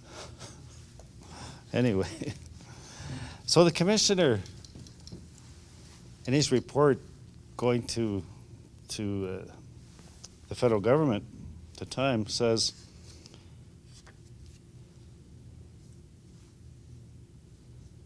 to find it now, the Indians seemed afraid, for one thing, that their liberty to hunt, trap, and fish would be taken away or curtailed, but were assured by me that this would not be the case, and the government will expect them to support themselves in their own way, and in fact that more twine for nets and more ammunition were given under the terms of this treaty than any of the preceding ones. This went a long way to calm their fears. So just think about what is being said there. They had to convince us to enter into treaty. We were never defeated. We never gave the land or the resources or to anyone. They reassured us this is peace and friendship, and to calm our fears, they protected our way of life and reassured us that we would always hunt and trap and fish and everything would be okay in the future. So that's the trust relationship that you're talking of. And so this is what it's about. This is a legal document. It's binding in law, in Canadian law, and this treaty is entrenched in the Canadian Constitution. And so we can't ignore that, and we can't ignore the concerns that people have. And so we have to be far-reaching to try to find answers. And as I said earlier, we're not putting the blame on anyone. We want to know what actually occurred and work together to find solutions. So we're really pleased that we have this opportunity, and we encourage you as the public to ask questions, write letters to the editor. When I went to school here, the only opposition was the Edmonton Journal. At least now you've got a few members of the NDP and what is it called, the Wild Rose Party. People are speaking out, and so the only way we can do that is if we communicate and actually commit ourselves to making a difference. So thank you again, and we look forward to working with all of the learned people so that people actually know what the potential impacts are, because the more I see the findings and the more I think about it, I really think it's going to be tough come next spring when the runoff, because I didn't realize, for example, how much went into the over the banks, because those were questions we were asking at home. There seems to be a lot over the banks. That's going to affect, there's going to be effect there. And how much of it is hanging on to the ice? There's all these questions. So we're going to have to continue to monitor this and come to a solution that satisfies all of us. So with that, thank you. I'll see you.